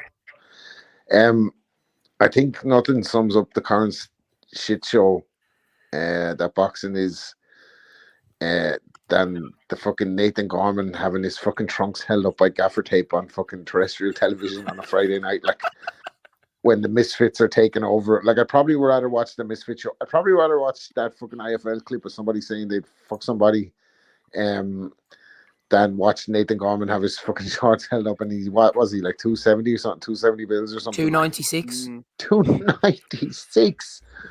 Lord Jesus, like, come on, man. Someone said he's hit Isaac Lowe since his last fight. Shameful, like, stuff. Probably shot or Isaac Warrior Lowe actually for his fucking before his breakfast yesterday morning. One for Eddie, one for Gorman. Sorry, Matty, back to you to make your pick, please. I think I got to go for Gorman taping his pants up like he's Ricky Graville at a pub in Brighton. Oh, thank you. Lithgow says Misfits takes it more serious than Gorman. Dominic, who are you going for this week? Honorable mention to Tony Bellew in the jungle about the Easter fight. I thought that was very good, but probably go for Eddie. Eddie as well. 2 for Eddie, 2 for Gorman. I'm going to split it as pick number 5, and I'm going to go for Gorman as well, man. I thought that was funny. He doesn't take himself too seriously, does he? He comes in, he has a laugh, he gets on Channel 5 in an 8-rounder, he loses to a Latvian or a Ukrainian, he gets his shorts taped up with a bit of gaffer tape. Absolute banter, man. That's what boxing is all about. So many of that on Channel 5. Yeah, more Cali Sauerland needed, Andy. That's what I say for Nathan Gorman. Congratulations, you are the Bellew of the Week winner for episode 551. And that is where we shall leave it. We managed to make it through, didn't we, boys? Let's have a look at the super chatters, actually, before we get out of here. Oh, yeah. Shout out to Alex Smith. He renewed his Patreon pledge. I thought he'd gone, but he came straight back to us. Patreon.com/Boxing Asylum.